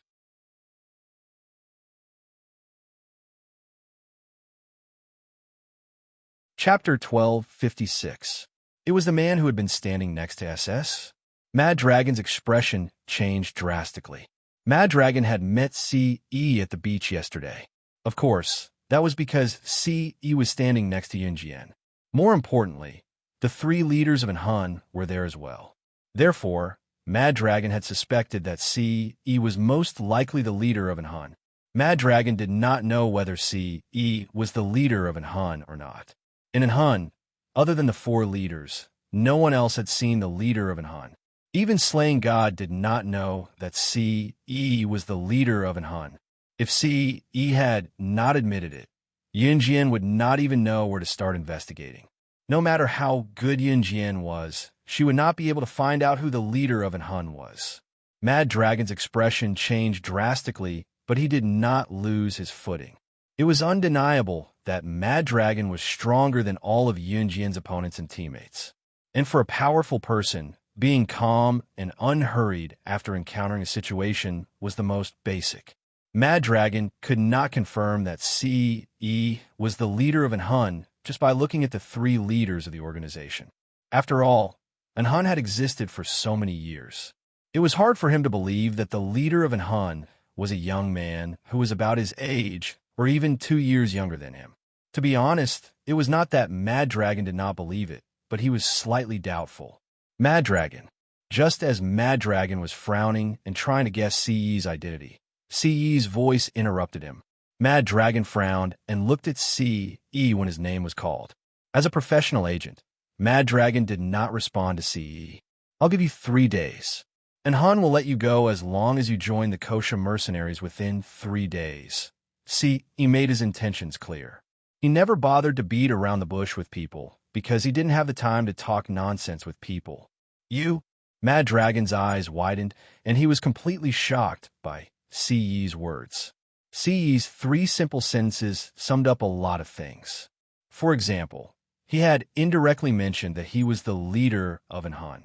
Other than the 4 leaders of Enhan, no one else could make the decision to release any of Enhan's secret agents or assassins, except for the leader of Enhan. Remember to voluntarily join the Kosha mercenaries after leaving Enhan. Otherwise, you should know how Enhan deals with traitors. CE did not waste any more time and said simply. Mad Dragon gulped, and when he regained his senses, CE had already walked away. Just as he took 2 steps forward, See, he suddenly thought of something and turned to the side. Even Mad Dragon, who was also a man, could not help but admit his inferiority when he looked at his flawless face. Remember, that's my woman. Don't stand within 3 meters of her when you see her in the future. Otherwise, you will become a number 1 person on an Hun's must-kill list. See, he raised his eyebrows slightly and said without any change in his expression, "The people on an Hun's must-kill list were the wanted criminals of an Hun. As long as they were on an Hun's must-kill list, the assassins or special agents of an Hun had to kill them as soon as they saw them. The number 1 person on an Hun's must-kill list was wanted by the entire Hun. Even if they did not die, it was definitely not a joke." You're tuning in to the Romance Rendezvous YouTube channel. We're so grateful for your support, and don't forget to subscribe to join us on this incredible journey through captivating stories. Your generosity through donations truly makes a world of difference, as it's the primary source of revenue that allows me to expand and enhance this channel for you. Thank you from the bottom of my heart for being a part of this adventure.